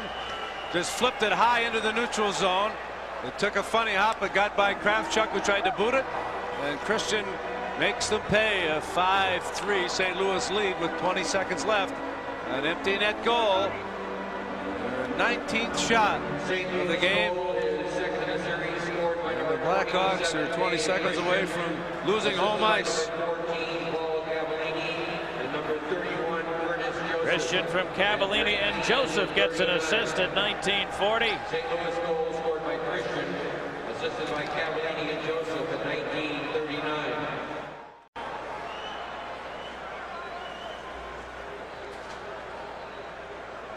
And Curtis Joseph, who had the second highest assist total for any goaltender ever. He had 9 helpers during the course of the year. Picks up one here in game 2.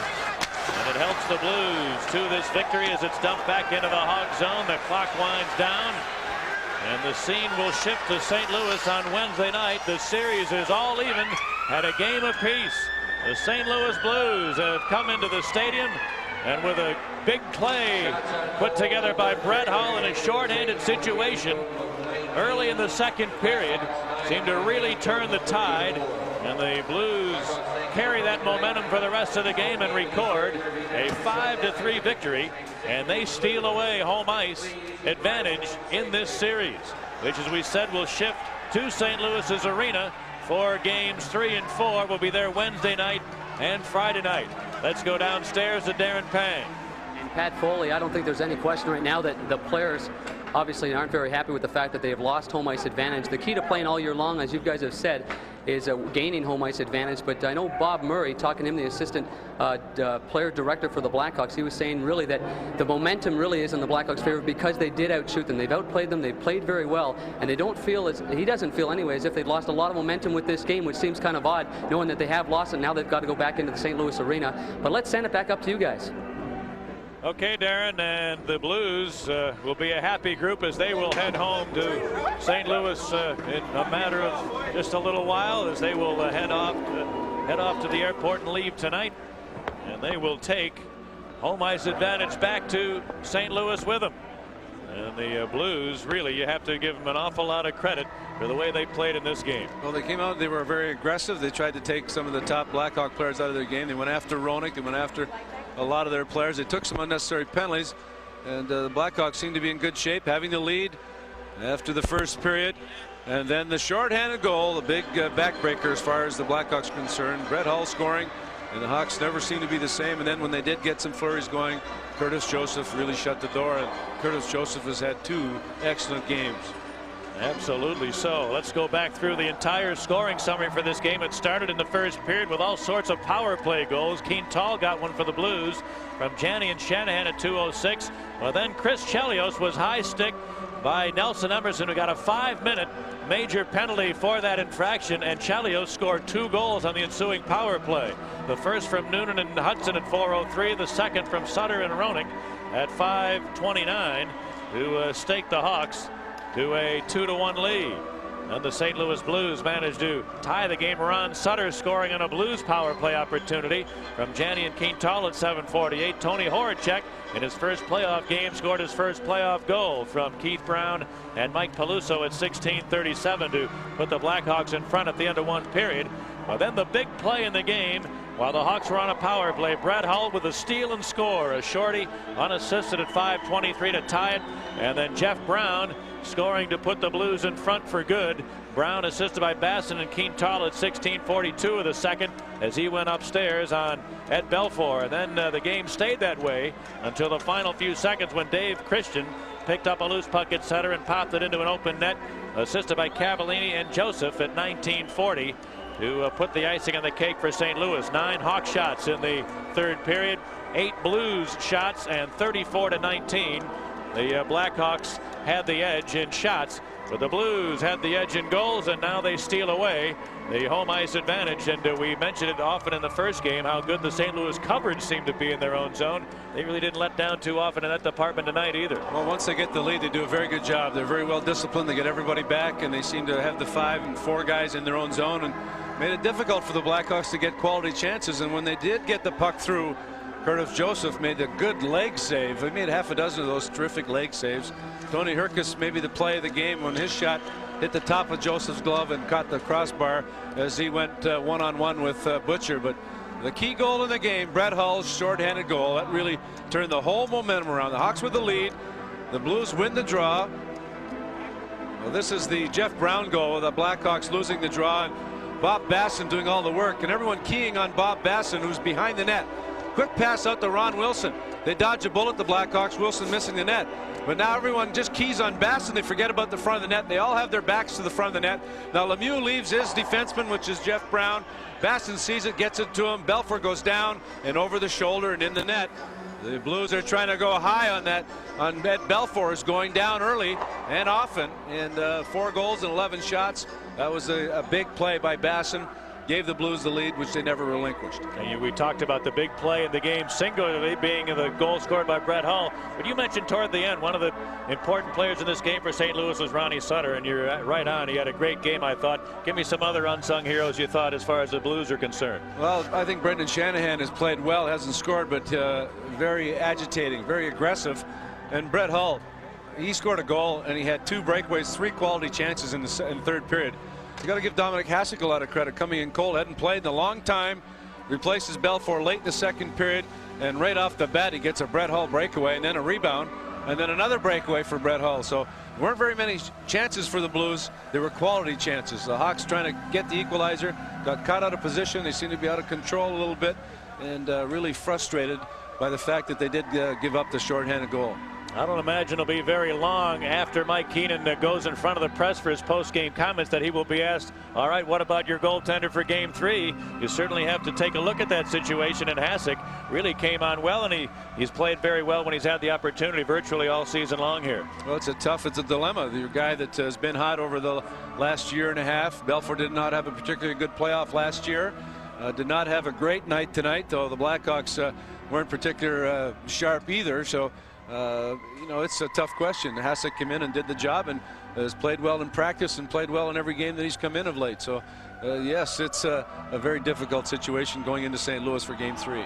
Well, once again, we mentioned the key play in the hockey game. The Hawks with a power play and a 3-2 lead.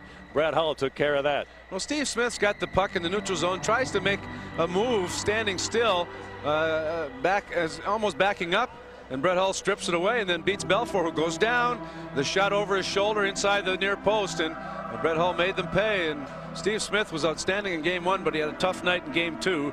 And Brett Hull head up the whole time, never looked at the puck, and just ripped it past the right shoulder of Ed Belfour, who's down. And Curtis Joseph supposedly was weak on the high shots. Not tonight. He was up. He stayed up most of the night, and a lot of shots were hitting him in the shoulders. Well, the Chicago Blackhawks now faced with a situation where they will have to win a game somewhere along the line in the arena in St. Louis. They'll get their first chance to do that on Wednesday night, and then Game 4 will be Friday night as the St. Louis Blues put together a very fine road game sparked by their great superstar Brett Hull, who makes the key play and scores the key goal in the game. And he got a lot of help from a lot of his friends, but the Blues and Hull, along with all their pals, take away the home ice advantage by beating the Blackhawks tonight by a score of 5-3. Let's hear now from Jim Blaney.